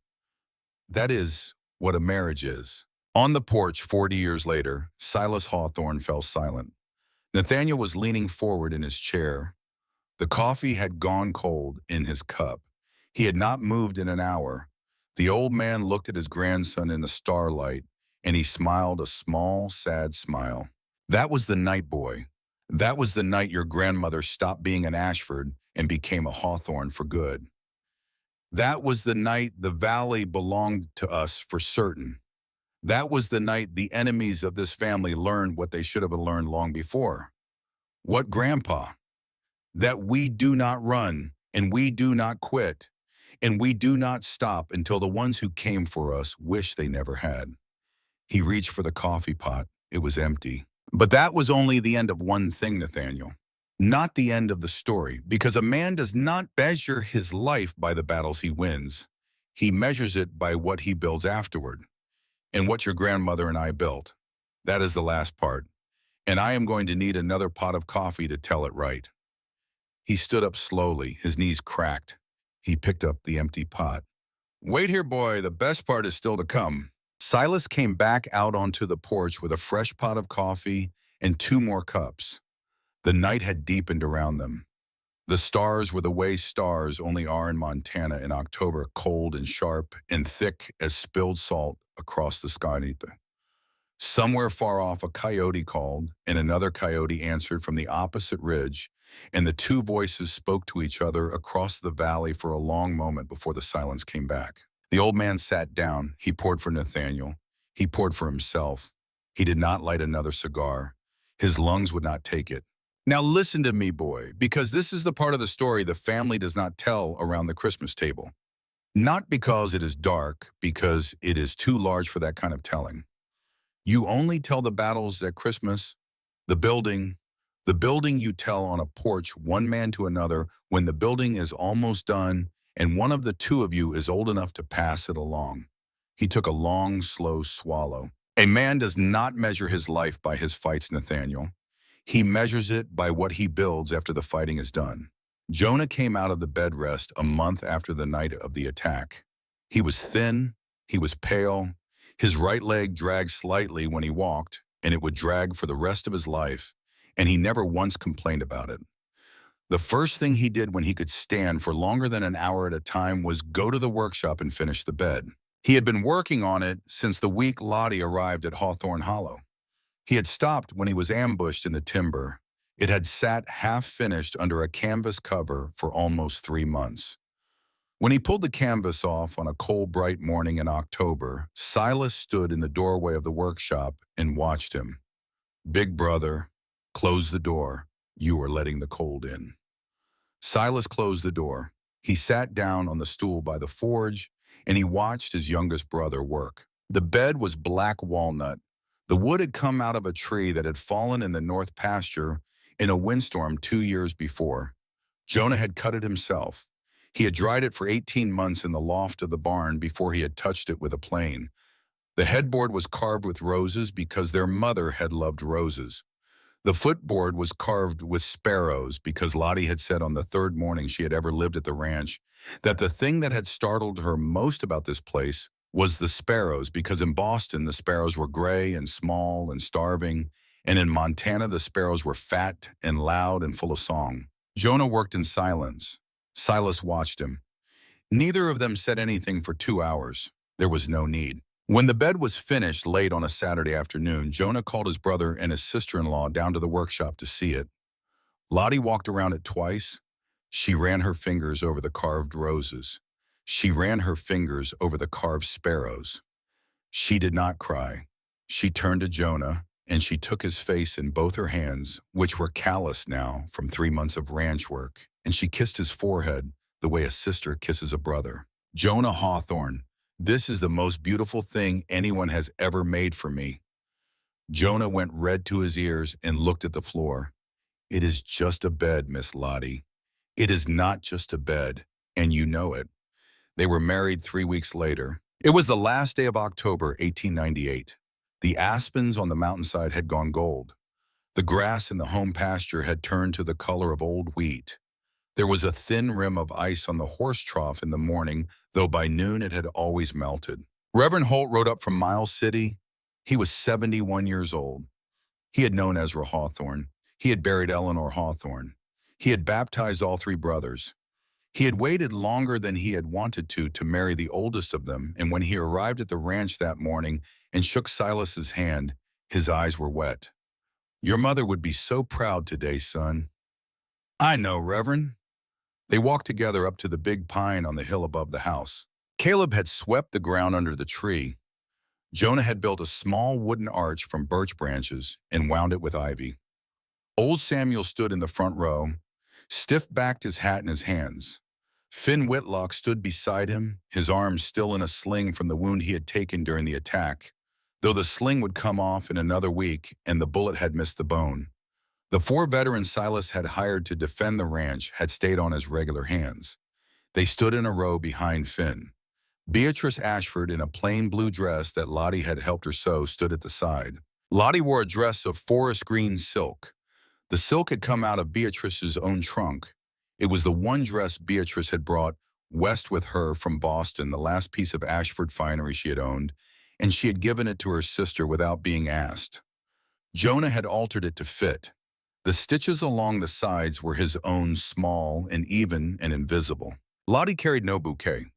She carried a single white feather from the wing of a ptarmigan Caleb had shot the week before, because Silas had said when he was courting her on the train west that the first bird he remembered seeing in these mountains as a small boy had been a ptarmigan in the winter, all white against the snow, and she had told him she wanted to carry something from his boyhood up the hill to meet him. Caleb played the violin.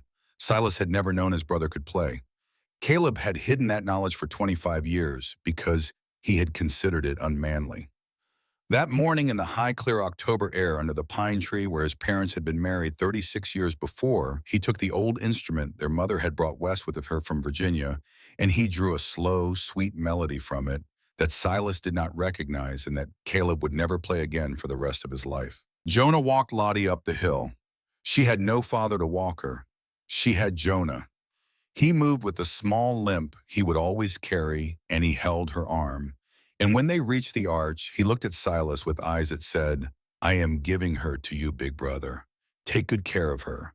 And Silas looked back and said, "I will," with just a small nod of his head. Reverend Holt opened his Bible. He read what he had read for 50 years. And then he closed the Bible and he said, "Silas, your vows. Silas took both her hands in both of his. His hands were trembling. He did not try to hide it. Lottie Ashford Hawthorne, I swear under this sky and on this ground, I will stand between you and any harm that comes for you until my last breath. I will listen to you when you speak, even when you say things I do not want to hear, because you have already shown me that the things I do not want to hear are the things I most need to hear. I will love you, not only with my heart, with my hands, with the work of my hands on this land, with the blood in my body if it is ever needed. You are mine, and I am yours, until the earth calls us both home. He could not say anything more. His throat closed on him. Lottie's eyes were full. She did not let the tears fall. Silas Hawthorne, I was born into a family that did not love me. I was given to you as a thing they wanted to be rid of, but you looked at me. You truly looked at me, and you told me I was worth something. I will never forget that. I swear under this sky and on this ground, I will work beside you. I will fight beside you. I will bear your children if the good Lord allows it. I will love you and your brothers until the day I die. Reverend Holt pronounced them husband and wife. Silas kissed her. Caleb let out a whoop that echoed off the ridges. Old Samuel laughed, which was a thing the boys had not heard him do in 10 years. That night they ate a supper Jonah had cooked. Caleb played the violin one last time, and then he set it in its case and closed the case and put it on the mantle, and it stayed on the mantle for the rest of his life. Lottie went up the stairs ahead of Silas. He followed her into the bedroom where the new walnut bed stood. She turned to him in the lamplight. She was shaking. I do not know. I know you do not. I will be careful. Silas, yes, I am not afraid. I want to make sure you understand. I am not afraid. I understand. And he was careful with her as he had told her he would be. He was as careful with her on that first night as he had been careful with everything else in their short, strange courtship. And when she finally slept against his shoulder with her hair loose across his chest, he lay awake for a long time. And he looked up at the dark ceiling of his father's house, and he thought about the road that had brought him to this moment, and he thought that no man on earth had ever been given a gift. He deserved less than this one. And he swore into the darkness that he would spend every remaining day of his life trying to be worthy of her. Reginald Ashford was arrested in Miles City 3 days after the night of the attack. He was trying to board a train east. He had with him a leather satchel containing $800 in cash, which had come from Jasper Crane's safe, and a small sheaf of papers documenting the fraudulent land claims he had prepared. The papers were more than enough to convict him. He stood trial in Miles City that December. The territorial judge sentenced him to 20 years in the Montana Territorial Prison for conspiracy, fraud, and accessory to attempted murder. He served 3 years. He died of pneumonia in his cell in the spring of 1903. No member of his family attended his burial. He was put in the prisoner's plot with a plain wooden marker that rotted within a decade. Jasper Crane stood trial in the same month as Reginald. The evidence against him was overwhelming. 4 living witnesses, including Jonah, could identify him. The physical evidence from the ambush. The testimony of 2 of his own wounded men who had turned state's evidence in exchange for reduced sentences. He was sentenced to hang. The sentence was carried out on a cold February morning in front of the Miles City courthouse. Silas did not attend. Caleb did not attend. Jonah did not attend. Lottie did not attend. The only man from Hawthorne Hollow who went down to watch was old Samuel, who said later that he had needed to see it with his own eyes because he had buried too many friends in his life at the hands of men like Crane, and he wanted to be able to tell them when he saw them on the other side that at least this one had finally paid. Vivian Ashford died in the winter of 1908. Pneumonia, as the doctors had predicted. Beatrice had already been dead for 3 years by then. Penelope had vanished. Reginald was buried in the prison plot. There was no one to close the Boston house. The creditors took it. Penelope was reported dead in New Orleans in 1915. She had been living under an assumed name. The circumstances of her death were not clearly recorded in the letter that eventually reached Lottie. Silas always suspected the worst. Lottie never asked to know. Lottie became pregnant in the early spring of '99. She told Silas on a Sunday morning. He was in the kitchen making coffee. She came down the stairs in her robe and she sat at the table and she said it the way she said most important things, which was directly and without ornament. Silas, I am going to have a baby. He set down the coffee pot. He sat down across from her. He did not speak for a long moment. Then he said, "How long have you known?" "I have suspected for 3 weeks. I have been sure for 5 days." "Why did you wait?" "Because I wanted to be sure before I gave it to you. Because I know you. I knew you would stop sleeping the minute you heard." He laughed. It came out shaky. "You are right about that." Caleb came in from the horse barn a few minutes later. Jonah came in from the workshop right behind him. Silas told them both at the same moment, and Caleb let out a whoop that probably reached the ridge, and Jonah, quiet Jonah, his face went through 5 emotions in 2 seconds and landed finally on a kind of wondering smile, and he said, "I will need to build a cradle then." "You will indeed," Lottie said. The pregnancy was hard. Lottie was sick the whole first trimester. She did not complain. She kept working, and Silas had to order her almost daily to sit down to rest to stop lifting. By the 5th month, she had bloomed in the way some women do, and the ranch hands had started to treat her with a gentle, ceremonial distance, tipping their hats whenever she came into view. By the 7th month, she was moving slowly. By the 8th month, the doctor in Miles City had come out to the ranch to examine her, and he had told Silas privately in the kitchen that this would be a difficult delivery, that the child was large for her frame, and that it was likely to come early. He was right about both. The baby came on a night in late December, 3 weeks early, in the middle of the worst blizzard the valley had seen in a decade. The doctor could not reach them. The rider who had gone out to fetch him had turned back at the second creek because the snow was too deep and his horse was foundering. The bridge at the middle fork was iced over. Miles City might as well have been on the other side of the continent. Mrs. Callahan was in the house. She had come out in November by arrangement to stay through the delivery. She had delivered her own 4 children and more than a dozen of her neighbors' children in her time at the way station. She rolled up her sleeves and she took charge. Silas was at the head of the bed. Lottie gripped his hand. The labor went on for 14 hours. In the 11th hour, she began to bleed more than she should have, and Mrs. Callahan's face went hard in a way Silas had never seen.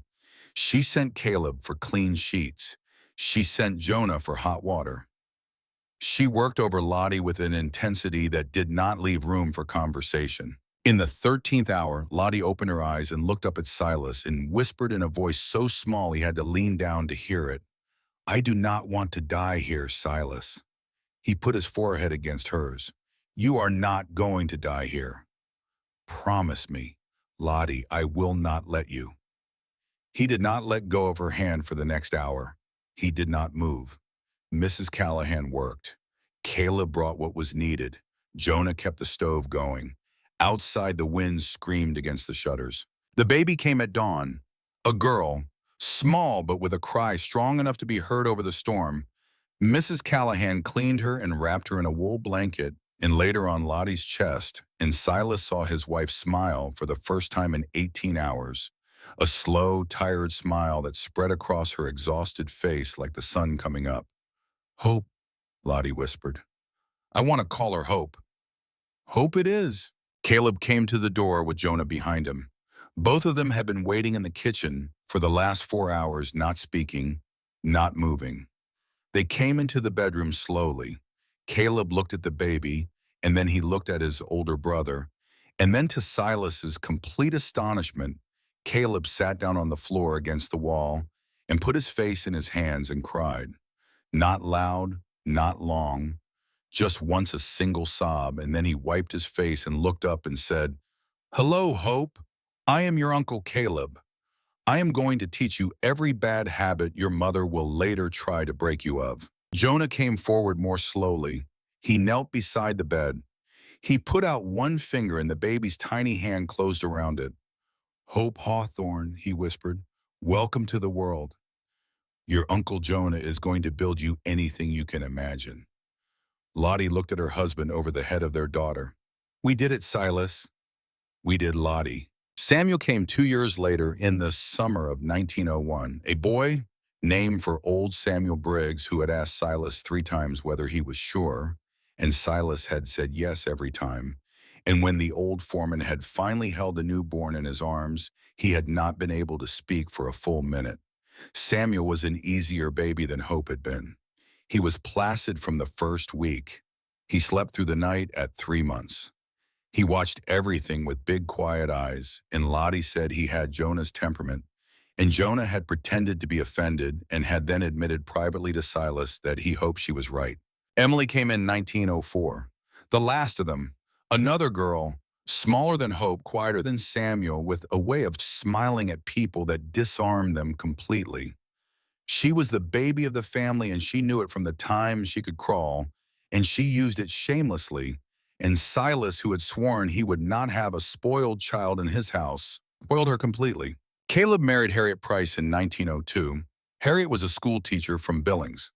Caleb had met her at a cattlemen's ball in the spring, and he had ridden to Billings 4 times that summer to court her, and by the fall she had agreed to come west and see the valley, and by the following spring she had agreed to stay. They built a small house at the western edge of Hawthorne Hollow, just close enough to walk to the main house for Sunday dinner and just far enough to be their own place. They had 3 children, 2 boys and a girl. The boys took after their father in the way they laughed and in the way they handled horses. The girl took after her mother, which was a mercy, Caleb said, because he would not have wished his looks on any daughter. Jonah never married. He told Silas one winter evening when the 2 of them were sitting by the fire in the main house and the wind was howling outside, and the younger generation had gone to bed, that he had considered it once or twice over the years, but had always come back to the same conclusion. I do not need a wife, big brother. I have a family, and the children of this family are my children as much as they are yours or Caleb's. I am not lonely. I have never been lonely here. Silas had looked at him for a long time and then had nodded because it was true. Jonah was not lonely. Jonah was the center around which the children of Hawthorne Hollow orbited, more even than their own father some days.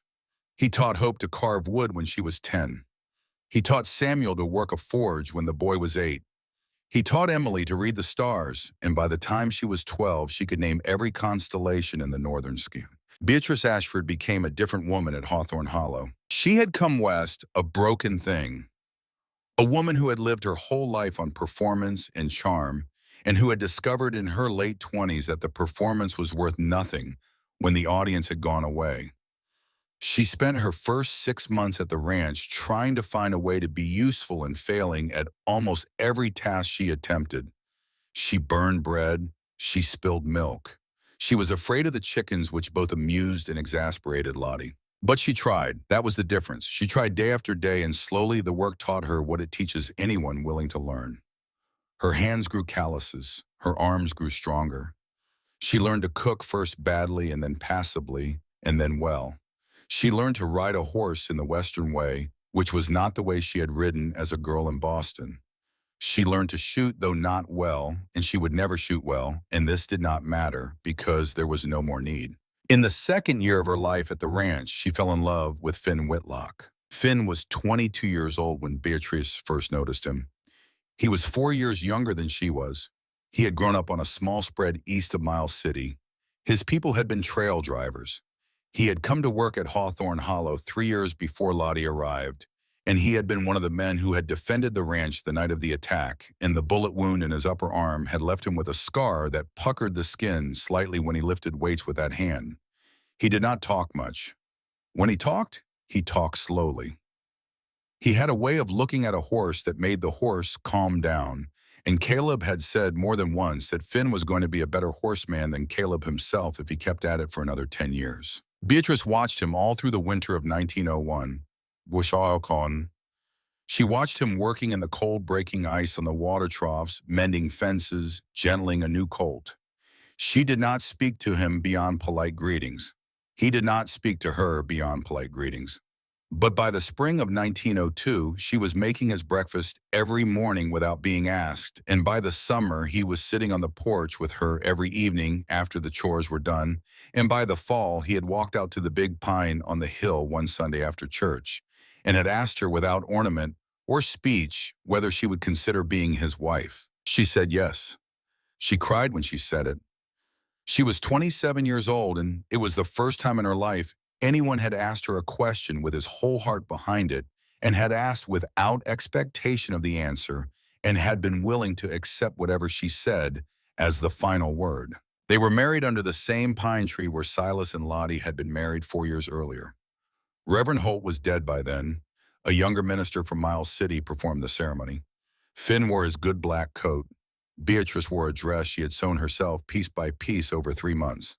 They had 2 children, a boy named Ezra after Silas and Caleb and Jonah's father, because Beatrice had said it was the right name for a child of this valley, and a girl named Abigail born in the spring of 1905, who would grow up to be the bride Nathaniel Hawthorne was to stand beside under the same pine tree on the morning after the night of this telling. Beatrice died in November of 1905. Pneumonia like her mother would die of 3 years later. The same sickness that had stalked the Ashford women for generations. She took sick on a Sunday. By Wednesday, she was worse. By Friday, she could not sit up. Lottie moved into the small house at the edge of the valley and did not leave her sister's side for the last 3 days of her life. Silas brought meals. Finn sat on the other side of the bed holding his wife's hand, his face the face of a man who was watching the entire meaning of his life slip out of the world through a doorway he could not follow her through. Beatrice was lucid to the last hour. She asked for Lottie. The 2 sisters were alone for that hour. Silas waited on the porch. Finn was in the kitchen. When Lottie came out, her face was calm. She is gone. Silas put his arms around his wife and held her for a long time. She did not weep. She had wept during the night, she told him later. She had wept until there were no more tears in her, and what remained now was something else, something cleaner and older than grief, a kind of quiet gratitude that the last words between her and her sister had been the right ones. "What did she say to you, Lottie?" "She asked if I had forgiven her." "And what did you say?" "I said I had forgiven her a long time ago, from the night she rode into this valley to warn us." Silas nodded. That was the right answer. It was also the truth. Finn Whitlock kept his promise to his dying wife. He raised their 2 children himself with a great deal of help from Lottie, who took Abigail in as her own for the first 2 years of the baby's life, because Finn could not handle both an infant and a toddler while working a full day on the ranch. Ezra and Abigail grew up half at Finn's house and half at the main house, and they called Lottie Aunt Charlotte, and they called Silas Uncle Silas, and they were as much the children of Hawthorne Hollow as Hope and Samuel and Emily were. Finn never remarried. The ranch grew in those years the way a thing grows when every person on it is pulling in the same direction. By 1910, Hawthorne Hollow ran 2,000 head of cattle, making it the 3rd largest outfit in the Bull Mountain country. Silas bought 3 neighboring spreads over the course of a decade, buying them from aging ranchers who had no heirs and who wanted to retire to town rather than leave their lifetimes of work to strangers. He paid a fair price every time. He was offered less by other buyers and matched by no one. Several of the sellers asked on the day they signed to be allowed to come back and visit the land they had worked their whole lives. Silas told each of them, yes. He meant it. 2 of them came back and Silas rode with them through their old pastures, and neither of them said much and neither of them had to. Caleb's horse breeding program became famous across Montana and into Wyoming. Buyers came from as far south as Denver to purchase his colts. The Hawthorne brand was known in 7 states by the end of that decade.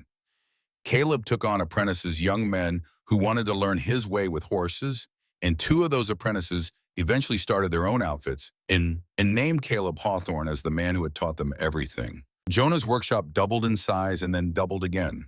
He hired 3 full-time craftsmen. His furniture was shipped as far as San Francisco by the mid-1910s.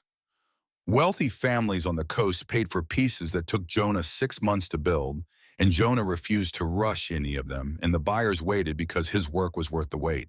Old Samuel Briggs died in the spring of 1912. He was 79 years old. He had outlived his wife by 20 years, his son by 10, his own mother and father by 4 decades each. He died in the little cottage Silas had built for him at the edge of the home pasture, a small place with a stove and a bed, and a window that looked out on the ridge where the sun came up. Silas was there when he went. Caleb was there. Jonah was there. Lottie was there. They buried him under the big pine tree on the hill in the row that already held Ezra and Eleanor Hawthorne, and the marker they set over him was a flat stone from the creek, and Jonah carved the words into it himself. Samuel Briggs. He taught the 3 Hawthorne brothers how to survive. He stayed to see them thrive.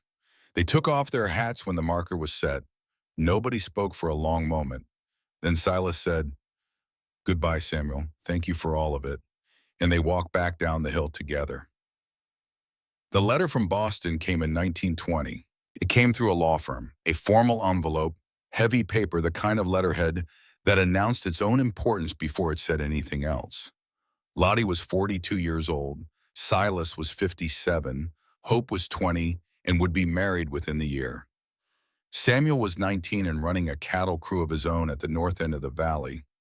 Emily was 16 and finishing at the small school in Miles City. The lawyer's letter was short. He had been retained to manage the final disposition of the Ashford estate. He was writing to inform Mrs. Charlotte Hawthorne of several matters of fact. Her father had died in prison in 1903. Her mother had died of pneumonia in 1908. Her sister Penelope had been reported dead in New Orleans in 1915 under an assumed name and circumstances the lawyer did not detail. Lottie read that paragraph and set the letter down for a moment. She looked out the window. She did not cry. She was not surprised by any of it. She had been sure for years that Penelope was gone. Reading it in formal script made it final, but it did not change anything. She picked the letter up and continued. In the final papers of Mrs. Vivian Ashford, the lawyer wrote an unsent letter had been found. The letter was addressed to Charlotte. It had been written 1 week before Vivian's death. The firm had held it for 12 years while they attempted first to locate Mrs. Hawthorne, and then when they had located her to determine the appropriate time to deliver it. They had finally decided that the time was now when the last of the Ashford line had been laid to rest, and when the letter could not be mistaken for a request or a manipulation from a living hand. The letter was attached. Lottie looked at the second envelope, her mother's handwriting, the loop she remembered from every scolding note of her childhood. She took the envelope and she went upstairs with it, and she closed the door of the bedroom. She sat on the walnut bed Jonah had built with the carved roses at her back and the carved sparrows at her feet, and she read the letter. Silas did not ask her what it said. He waited downstairs. When she came down an hour later, her eyes were red, but her face was composed.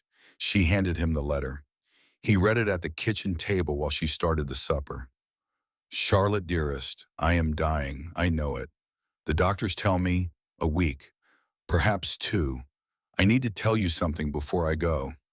I was wrong. I was wrong about you. About all of it. You were not a difficult child. You were the only one of us with the courage to say what was true, and we punished you for it. That was my sin, not yours. I need to tell you something, Charlotte. I saw you the night at the hotel in Miles City the summer before Mr. Hawthorne came for you.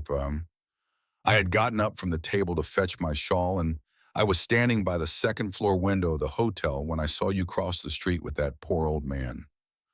I watched you go into the boarding house. I watched you come out alone. I knew what you had done. No one else at the table knew you had ever been gone. I knew in that moment you were the best of us, and I could not admit it. If I had admitted it, I would have had to admit what I had done to you all your life. So I went back downstairs and I sat at the table and I said nothing. That was a cowardice I will carry to whatever awaits me on the other side. I do not ask for your forgiveness. I have no right to ask. I only want you to know that I saw you. I knew. I was proud of you. Always. Even when I could not say so. Live a beautiful life, daughter. I love you. Though I was never kind enough to prove it. Mother. Silas set the letter down. He looked up. Lottie was at the stove, her back to him. Lottie, I know. How do you feel? She turned. Her eyes were wet, but her face was calm the way her face had been calm the day Beatrice died, the way her face had been calm the day she had stood on the roof of this house with a Winchester in her hands. I feel relieved, Silas, not because she apologized, because she finally saw me. Even if it was only for 1 week of her life, that is enough. I do not need more. What will you do with the letter? I will burn it. Now. Now, Suata. She took the letter from him. She walked to the stove. She opened the firebox. She dropped the letter in. She closed the box. She did not watch it burn. It is done, she said. It is done. They had 17 more years together after that letter arrived. Silas did not try to cram the telling of those 17 years into the porch that night. Some years did not need to be told. Some years were themselves. The children grew up. The children had children. The children's children came to the ranch for holidays and for summer visits, and the big house was often full and always warm, and Lottie was the center of it, presiding over long tables and scraped knees and young cousins in love with each other and old cousins falling out over nothing. Hope married a man from Bozeman named Edward Carver in 1921. They had 6 children. 2 of them died young. The other 4 lived and prospered. Hope became a school teacher like her grandmother Eleanor, and she taught for 30 years, and she was still teaching when her mother died. Samuel took over more and more of the ranch through the 1920s. He married a woman from Miles City named Ruth in 1926. They had 4 children. Samuel was a quieter man than his father, more like Jonah in temperament, but he was a good rancher, and he loved the land, and he understood early that the land had made him who he was and not the other way around. Emily married late. She was 28 when she married a doctor named Thomas Hale, who set up a practice in Miles City. They had 2 children, both boys. Emily stayed close to her mother her whole life. She was the one who came home to sit with Lottie in the last months. Caleb and Harriet had their 40th anniversary in 1942, the year Silas died. Caleb lived to 80 years old. He died in his sleep in 1948 in the bedroom he had slept in for 4 decades. Jonah died in 1940. He was 68. His heart simply stopped one winter morning while he was walking from the main house to the workshop. Silas found him. He was lying in the snow with a small smile on his face, as if he had seen something good on the way to work and had sat down to enjoy it. Silas carried him home in his arms, though Silas was 77 years old by then and should not have tried to carry anyone. He laid his youngest brother on the kitchen table where they had eaten 1,000 meals together, and he did not weep because Jonah had never liked to see him weep, but he sat beside the table for 2 hours before he called anyone else. They buried Jonah under the big pine. Lottie died in October of 1937. Cancer. The doctors had found it the previous spring. It was too far along by then to do anything about. She had 10 months of decline. She made good use of them. She wrote letters to every one of her grandchildren. She went through the house and labeled every piece of furniture, every photograph, every small treasure with the name of the person she wanted to have it when she was gone. She sat with Silas on the porch every evening that fall, and they did not always talk, and when they did talk, they talked about small things the way old couples do, because the large things had all been said already over 40 years of marriage. She died in the walnut bed Jonah had built. Silas was in the bed beside her. Caleb was in the chair by the window. Emily was at the foot of the bed. Hope had been there an hour earlier and had gone down to the kitchen to make coffee and had not yet come back up. Lottie opened her eyes one last time. She looked at her husband. She smiled. I won, Silas. You did, Lottie. We won. We did. She closed her eyes. She did not open them again. The old man on the porch stopped talking. Nathaniel had not moved for a long time. The coffee in his cup was cold again.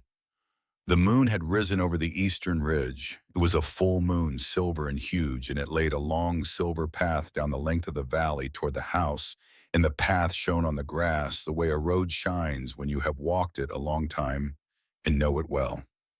Silas looked out at the valley. Nathaniel. Yes, Grandpa. Tomorrow morning you will stand under that pine tree up on the hill, and you will take Abigail Whitlock's hand, and you will make her the same promises I made your grandmother. You will mean them when you say them. I know you will. You are a good boy. You come from good people on both sides. He turned his head. He looked at his grandson. But I want you to remember something. The promises are easy to make. Every young man means them on the day he says them. The promises are hard to keep. You will fail at keeping them. You will fail more than once. You will fail in ways you cannot yet imagine. What matters is that you never stop trying to keep them. Yes, Grandpa. Your grandmother loved me in the years I was succeeding, and your grandmother loved me in the years I was failing. That is how you know a real woman, and that is how you know a real man boy. A real man does not build a family by making his woman small. He builds it by making her large. You protect her, not from the world, with her, against the world. You listen to her when she says things you do not want to hear, and when the moment comes, and it will come, you stand between her and the thing that wants to hurt her, and you do not move, even if you are afraid, especially if you are afraid. Nathaniel nodded. He could not speak. He did not try. Silas reached across the small space between their chairs. He put his hand on his grandson's arm. She was the treasure of my life, Nathaniel. She and Caleb and Jonah and the children and you and all the ones who came after. She was the thing they thought they were throwing away. She was the thing I rode 2,000 miles to fetch back home. And she was the thing that made every day of the 40 years that followed worth having. Silas let his hand fall away. Now, go to bed. You have a wedding in the morning, and a wife to take home tomorrow night. And a life to build after that, the building. The building is the part that matters. The rest is only the beginning. Nathaniel stood. He walked around the chair. He bent down and he put his arms around his grandfather, and for a long moment Silas did not move because he was an old man and he was not used to being held. Then he raised his own arms slowly and he put them around his grandson, and he held the boy against him in the moonlight on the porch of the house his father had built. Neither of them spoke. The moon rose higher over the valley. Silas Hawthorne died in the spring of 1942. He was 78 years old. He died in the walnut bed Jonah had built in the same bed where his wife had died 5 years before. Caleb was in the room. Nathaniel was in the room. Hope was in the room. The old man took a last slow breath, and he smiled very faintly, as if at something he could see that no one else could see, and then he was gone. They buried him next to Lottie under the big pine tree in the long row that held Ezra and Eleanor. Old Samuel Briggs, Beatrice, Jonah, and now him. Caleb died 6 years later in 1948. Nathaniel inherited the ranch as Silas had arranged years before. Nathaniel and Abigail raised 6 children at Hawthorne Hollow. They told them the story of their great-grandmother Lottie every Christmas Eve around the fire in the main room beneath the violin that had sat on the mantel since the day of the wedding under the pine. The ranch stands to this day. A great-grandchild of Silas and Lottie Hawthorne still runs cattle in that valley. The big pine is still there on the hill. The walnut bed is still in the main bedroom of the house. The carved roses on the headboard. The carved sparrows on the footboard.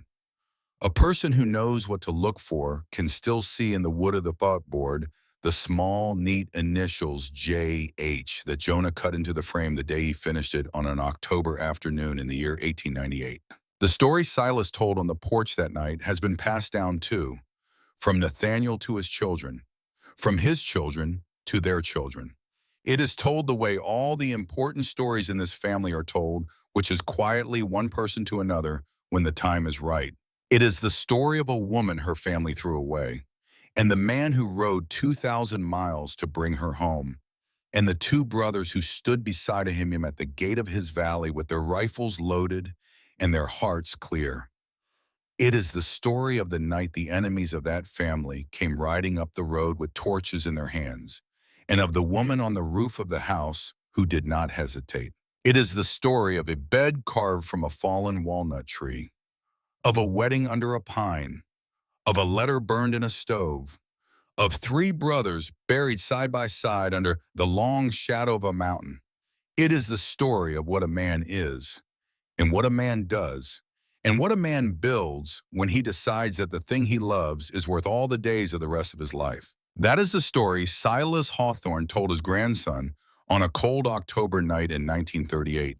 While the coyotes sang on the ridges and the stars burned over the valley of the Bull Mountains, and the boy listened and learned and carried it forward into the long century that was coming.